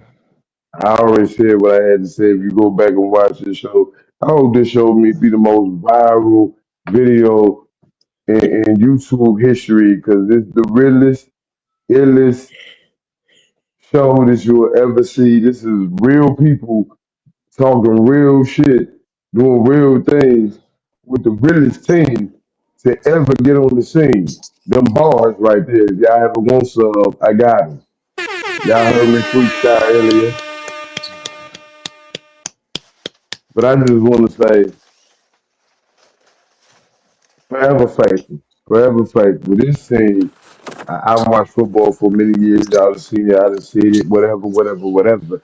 This is the best team I've ever seen in my life. I've never seen the I've heard the phrase, it's not the size of the dog in the fight, it's the size of the fight in the dog. If this team this year, 2025, San Francisco 49ers, has not embodied that statement, it's not the size of the dog in the fight, it's the size of the fight in the dog. I love it. Absolutely love it, This team has not embodied that. I don't know no what team does. ever has. I love it, man. Miguel, thank you so much, bro. You be safe out there tonight, man. I'm glad you home. I'm really, really, really glad you're home tonight. All right, you be safe, bro. I wouldn't have did this otherwise, right? I know. It's all love, man. Be Yeah, I safe, know all where right, I'm bro. going. For sure. Love. All love. Peace. All love. Happy birthday. We had some birthdays out there. Don't forget to get them happy birthdays. We had some things go on. Tony. And happy Prayers out to holidays Tony. to you and your Happy family too, holidays man. to everybody. Love y'all. All right. That's my man. Okay. All right. Melissa, you're up next. Let me see. Oh, see, now they got you. Boom, I did it. There we go. Melissa, you're up next. Let's go.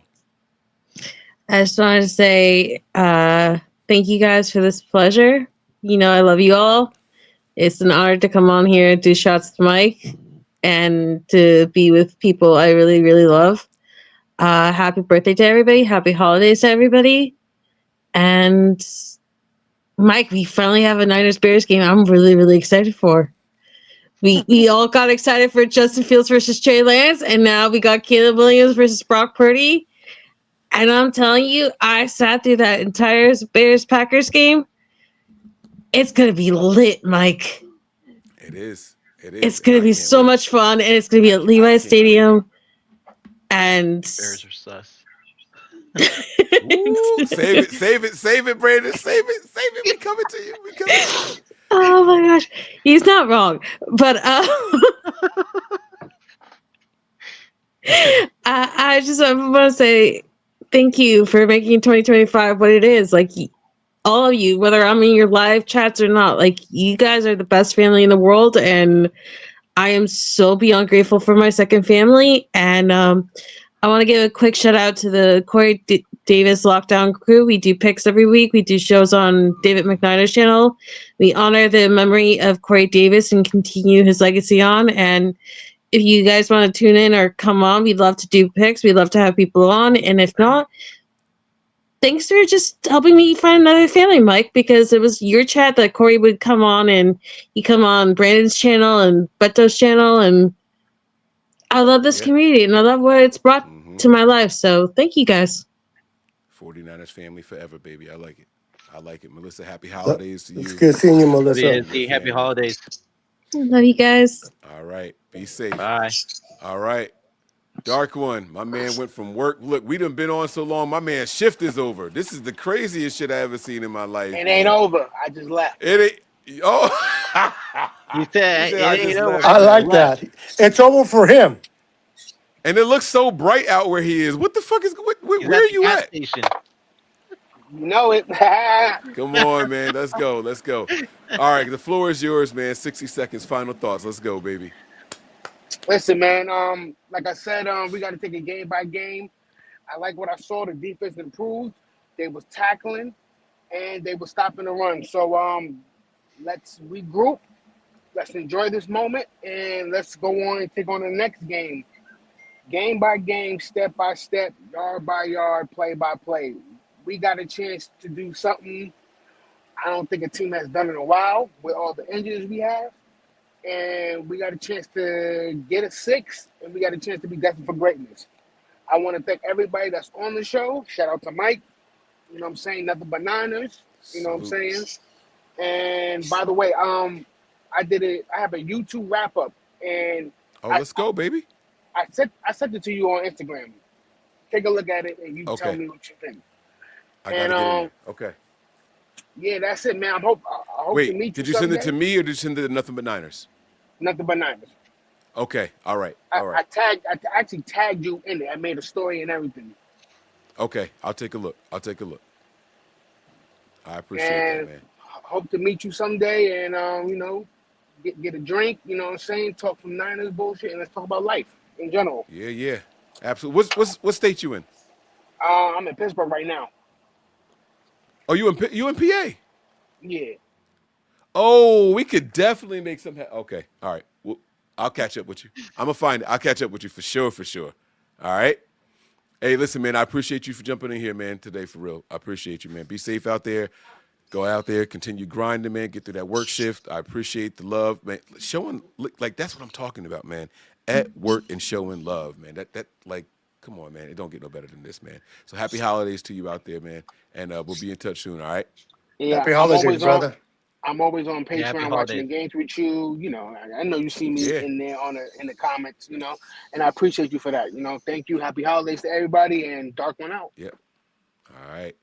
Okay, fellas. It's just us now. This is where I want y'all to get y'all shit off, man. Go ahead and tell the people where to find. Hold on, wait. This isn't the screen I want. It's Forever Faithful Podcast on YouTube, X, TikTok, and Instagram. Just hit that follow button, hit that subscribe button. Really appreciate it. We're at 715 subscribers on YouTube right now, so we're trying to get to 1,000.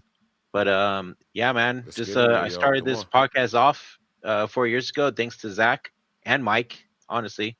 And we've just been grinding ever since, and getting to know all you guys has been really, really special. And I'm glad I got to meet my Niner family that I have now, and just enjoying every season with you guys. So yeah, once again, Forever Faithful Podcast, like you see on the bottom right here, and all across the board.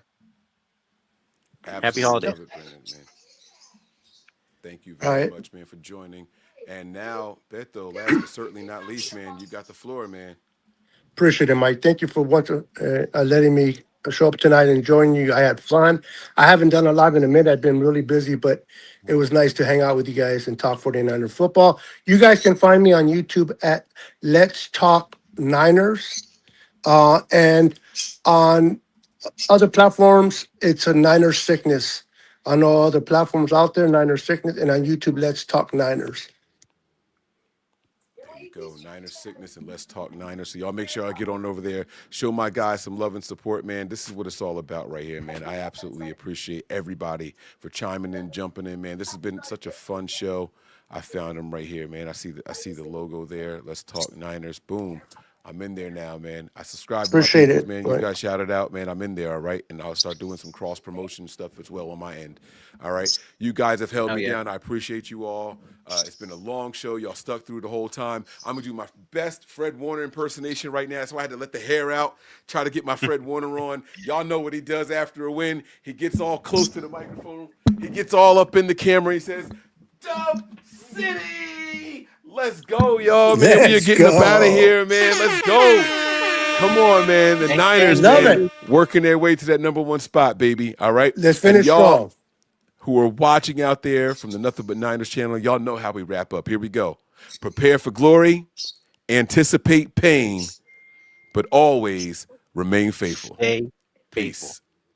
Peace. We all gas, no brakes, pumped up, no fakes. We spinning, we winning, we high stakes. We never miss, we all makes. Look at us dudes trying to prove, bringing you news with nothing to lose. Mike, Nick, Tony, Wayne, Method Man, we bring the pain. Hey. See, I'ma confess it. We under the pressure. If you looking to find us, we them nothing but Niners.